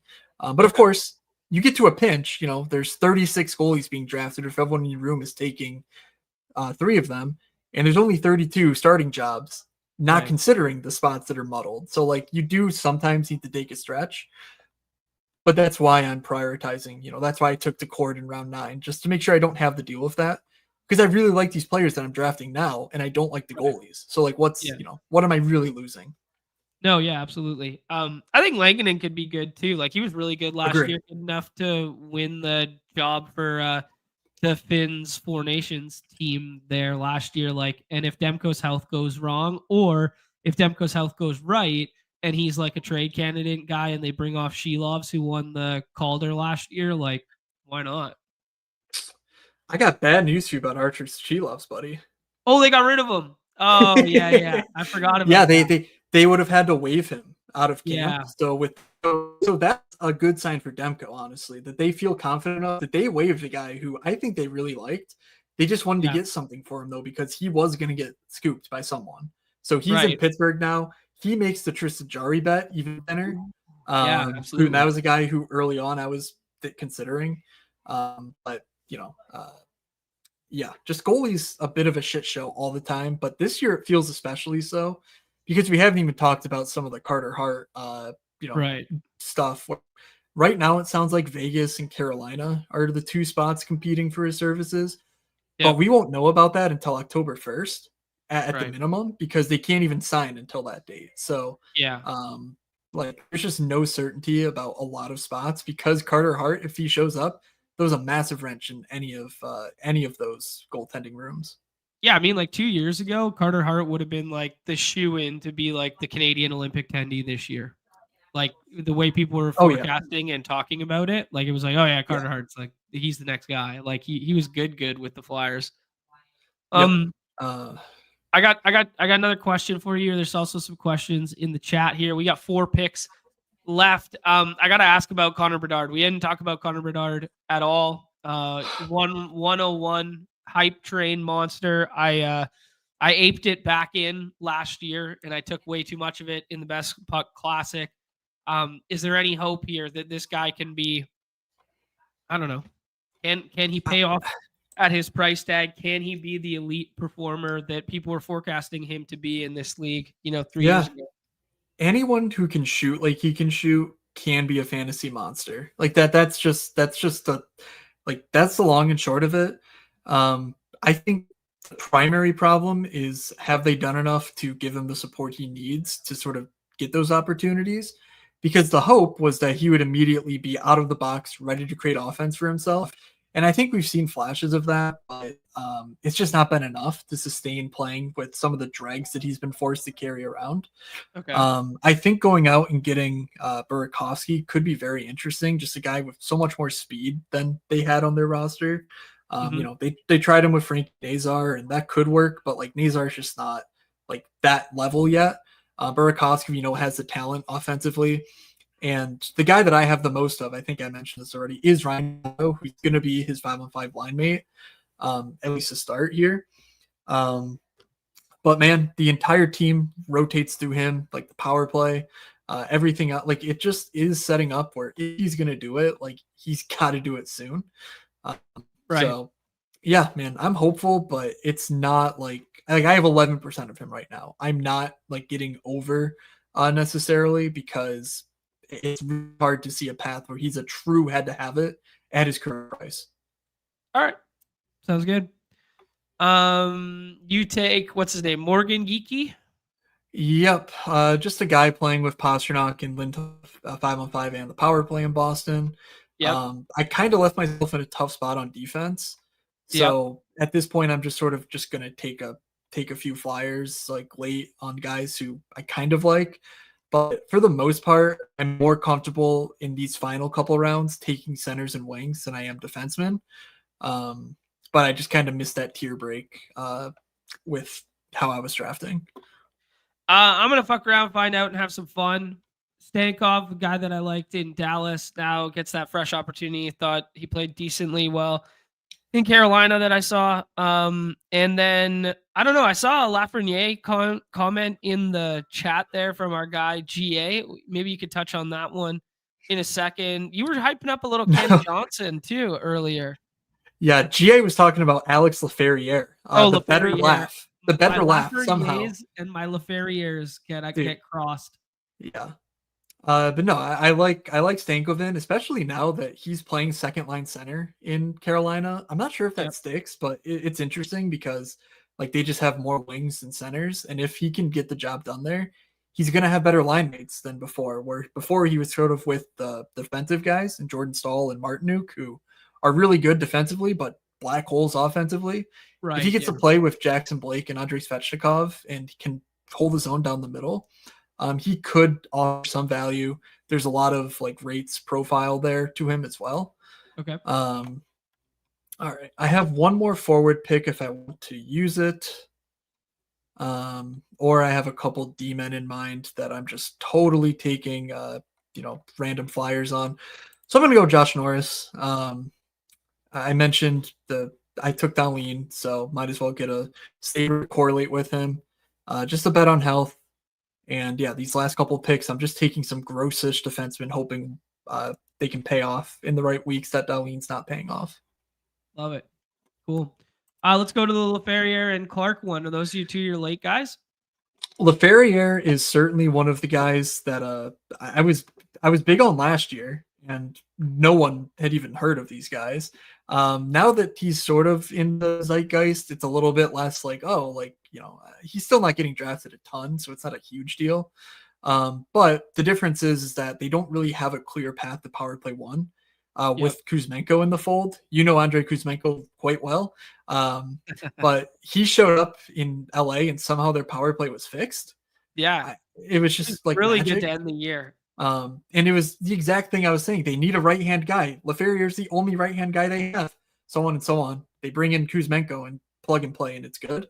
So it's fine. He's going to play with Fiala and Byfield. That's a really good line. He's going to get a lot of minutes, do a lot of rates, do a lot of hitting. But there's slightly less of like a true ceiling outcome than I saw last year, which again is odd because we hadn't seen anything from him in the NHL besides like maybe a few games. But it was just sort of a bet on a player profile. Okay. I think the guy who this year I'm sort of treating as Lothario down the stretch is Matt Coronado. Okay. In Calgary, he could be line one, power play one. He has an awesome, again, another college standout who has a really good track record in the minors as well. And I think Brant Clark is a different type of animal than that, just because we've seen Brant Clark do things at the NHL level that players rarely do. The problem is he's slow and the coach doesn't trust him. Okay. It's Those are some like, issues, but yeah, like those are issues. But if Drew Doughty is anywhere close to the way he was coming off of his injury last year, they're yeah, doing a clear disservice to play him more than 22 minutes a night. got it. And they moved out Clark's only other competition for ice time in Jordan Spence. So, like, well, if you think Brant Clark's making it past my next pick, you were Fiala on my team, you're wrong. So you're gonna have to jump ahead of me. But yeah, man, Brant Clark is just so ungodly talented. It's just one of those things where he has to get the role to make it work. And there's just one stupid boulder in the way that the coach just won't let go of because he's a veteran. Right. There's my guy Zegras, GA, making the sharpest pick of the draft right there. Trevor Zegras, first line minutes there. Love it. Yep. GA is also super spicy in the chat today, saying Stank's going to mini as a Kirill Kaprizov return there. Nasty work. Nasty work. I think that's a good question. Tua's almost up on the clock, and he needs to scroll the F down deeper goalie target. Oh my god. Even Ayerson's off the board. Like this is total like you're fucked territory in my opinion. Yeah. But that said, you could spin the roulette wheel on an Archer's Chilovs. We just talked about him. If Jari gets moved, he's the number one there. If Jari sucks again, he could be quite useful. So that's a name I would consider. I would consider Elvis, but that's kind of gross and doesn't really matter. Carter Hart, I just think losing out on those first few weeks is a problem. Okay. Like you're just not getting points from him until at least December. At that point, he'll have the ramp up. Like, is he gonna be in the NHL by January? I don't know. And then he has to start somewhere. So it's like I don't know if he's doing that. I think Lankinen is fine. And Cam Talbot's fine. I mentioned those guys as well. But like basically taking guys who are currently the 1B, who I think have a chance to be the 1A at some point this year. Okay. I took Parayko here. I don't know if that's good or bad, but I had this St. Louis thing going on, and maybe he's tethered to that in some regard. And now I can kind of choose wherever I want to go here. Wow, Adam Goat Debt is in San Jose now. He is, yes. How about Cole Perfetti here? He's had some nice games mixed in there. Yeah. I mean, you already took the Winnipeg guys. That's fine. It's a little duplicative, but if he plays on that second line and that's a slightly different texture, so like if the first line has an off night for whatever reason or an off week, I guess, and the power play's clicking, he could be useful to you. So I talked a bit on my most recent YouTube draft. I went in with the premise of let's build a 4-man stack. So I talked a lot about like the 4-man stackiness and sort of the things I'm thinking about. But that makes perfect sense because he's almost a lock to be power play 1. And you've already taken the guys with him who would benefit if he is the sort of player that we hope he can be, with the sort of prospect profile that shows he might be able to be a stud as far as his output. All right, I'm going to take Alexander Nikishin, a guy out of Carolina. They moved on from Brent Burns. I'm not sure where he slots in as far as in the lineup. Is he going to play with Gostisbehere and be like a 17-minute-a-night guy, or is he going to be right away with Slavin and maybe play upwards of 22 minutes a night? But he's a guy in the KHL who hit, he blocked, he shot a ton. He put up points like no other. It's just a matter of getting past Shane Gostisbehere for power play 1 duties. Yep. It's possible. Right on. That's some good alpha. That's a fun little pick there for a scroll defenseman. Yep. There's I think I'm pretty tapped in this year. I didn't know who this kid was. Lacombe. That was one that I didn't know. He's the bane of my existence, is what he is. Okay. Yeah, he's a guy who came out of college and was part of the Anaheim sort of triumvirate of like super studs. Pavel Minchikov, Olin Zellweger, and Jackson Lacombe were sort of talked about as like their three best prospects. And Okay. last year happened, and all of a sudden Jackson Lacombe just became the sort of stud that Anaheim was looking for out of that group. Um, when you watch him play, he's exactly what you would want in a fantasy defenseman. He gets up in the play. He plays a lot of minutes. He'll shoot. He'll hit. He's not great in either of those regards, but he's good enough. Right. And right now, it seems like he's going to be slotted in on power play one to start there. So if you like the Leo Carlsons of the world, like those, like this team has a lot of upside as a full unit, Okay. and it's just a matter of getting the pieces right as far as which guy it is. I am a Zellweger guy through and through. I think Okay. his game is awesome for fantasy if he hits, whereas Lacombe is a bit more of a guy who's more likely to hit, but be less likely of like a fantasy superstar. So, um, yeah, that's a guy who, I mean, just last night he cost money playing NHL preseason DFS because he had 4 secondary assists. Like, and that, that's like a luck thing when you get into the Chisel fancy Factory? nerd stuff Little of it. Chisel Factory? So yeah, I'm a little salty about that. Oh man. That was fun, dude. This is good. This is good. Chat is buzzing right now. People are very appreciative of you coming on the show here. Moods. Lagoat. There you go. It's Lagoat. Um, not bad, dude. Why don't you give the people just a quick breakdown of your team there? Obviously, it was a punt D kind of build there for you, Moods. You went with Sure. the 4-6-3-3. What do you got? Yep. So starting with Eichel, Forsberg, Dahlin, Caulfield, Saros, Bobrovsky is basically a thing where center and D are pretty loaded in the mid rounds, and I think the fall off in the other positions is less so.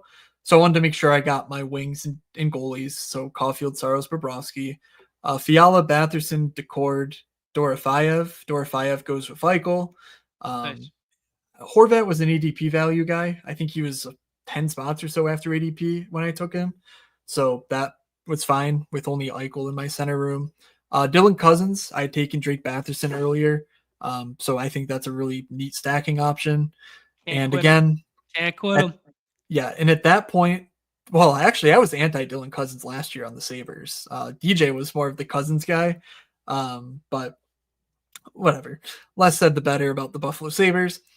After that point, I pretty much missed out on all these defensemen who I would have been interested in. Yep. One, Shea Theodore went before I was on the clock in round 9 or whatever. And then this Carlson, Seth Jones, Morgan Riley, McAvoy range is pretty much where D ends for me as far as guys that I feel super comfortable with. So I just kept it up with Geeky, Norris, and then came back with Brant Clark and Nikishin on the back end. Clark stacking with Fiala. Whatever. If it hits, it gets there. If not, I just torched $15. Love it, dude. Oh, fun draft, dude. That was a lot of fun. Yeah, this is a fun structure this year. This is really good that you can get away from the 3-7-3-3 if you want to, and mix and match. There's some talk in the chat right now. Position limits for auto drafting. Some good alpha saying 4-7-3-3 would be good there. Zealand's asking how many I'm going to do. That was number 11 for me, I believe. So I'm going to try and get 25, 30 in here. I'll catch the bug over the weekend as puck is nearing. So I'm definitely going to try and get in there. I'll tag the Discord when I hop in so that we can make sure these lobbies are filling fast and furiously. My team, Moods, you got to give me a little reaction here. Grade my team the definitive question of our generation. The 3-7-3-3, Lil Jizzy, Mark Scheifele, and Rob Thomas. Carlos Santana and my boy playing the hits.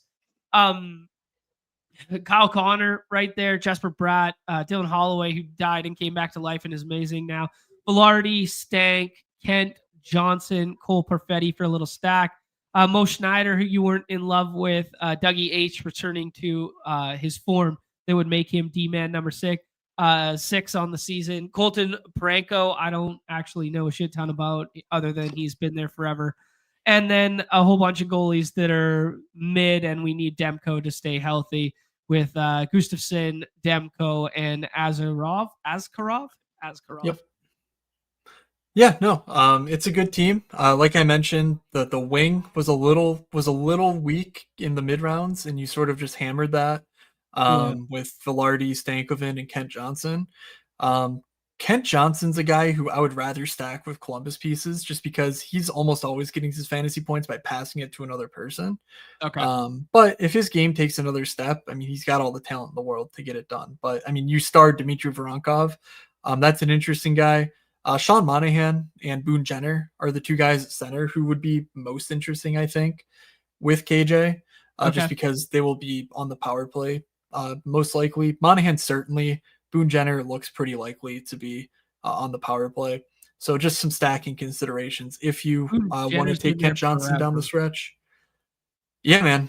He missed most of last year, came back, and it was like he never left. So, Yeah. um, yeah, no, Man, he it's a was solid team though. I like the stacks. And I don't think you reached too far for the stacks either. So it's nice. right on, buddy. Good stuff, guys. Almost 2 hours of puck only content on the Batch Bros channel here. Mad respect to Moods, aka at Fake Moods, aka the Moods.beehive there that I'll drop in the chat one last time, and his YouTube channel. You can go check out him and DJ Sabes there, DJ Mitchell NHL, and what was the Moods was at Fake Moods on YouTube. I'll drop that in Yep. the chat one last time as well. Yeah, man, those are your guys' starting points. There's your kickoff. I see a lot of first timers that joined the draft with us there, and they're loving what they see. Right? I mean, you're still Yeah. drafting fun players deep in the streets. There, we're still drafting PP1 in round 16. We're still drafting starting goaltenders. It's a fun deep contest here. Yeah, that is, I think, the number one pitch. If you watch a hockey game, you're going to see your guys. It's not going to Yeah, be, you got 20% of a guy in BBM who is just not playing for 17 weeks. Like, you're just not going to have that happen. So, and hockey's just a great sport. If you haven't gotten the bug and you live near a hockey game, even if it's the lower levels, do yourself a favor, take a Friday or Saturday night, just go to a game, grab a beer, and try to get close to the ice. It is yeah. an unbelievable game to watch, even at the lower levels. It's so high paced. It's the best sport in the world for me. Love it, man. Yeah, likewise, man. I go to the rink 4 nights a week, man. It's Yeah, it's the best. and It's the best in rink yeah, experience out there, guys. Take and advantage of it. and I know it doesn't pay your bills, but I really appreciate you taking the time with your platform to focus on the hockey streets too. It does mean a lot to us grinders out here. So thank you for carrying the torch for us. Absolutely, bro. We'll continue to try my best to do so. And we'll mix in some more stuff as the season pushes on. Maybe we'll have a little reset on the daily streets to re-educate the people. And then we will definitely do some playoff stuff as we did last year as well. This is the number one ringing endorsement here. Graham stubbed up here. He goes, I'm an idiot and I finished 11th last year. Highly recommend. There you go. That's all the endorsement you need. Thanks so much, Moods. This was great. Guys, go read that manifesto. So much work went into that. And it's really a great jump off point to hop in these streets. I'll push over. If you guys are hanging out and you're a member, you're going to get pushed over to the members only on the YouTube side. Right now, we're going to talk a little baseball, do a pennant. I just got to feed this dog who's going bananas right now, and we'll be good to go. So thanks again, Moods. Everybody's favorite time of the show. The end. Peace.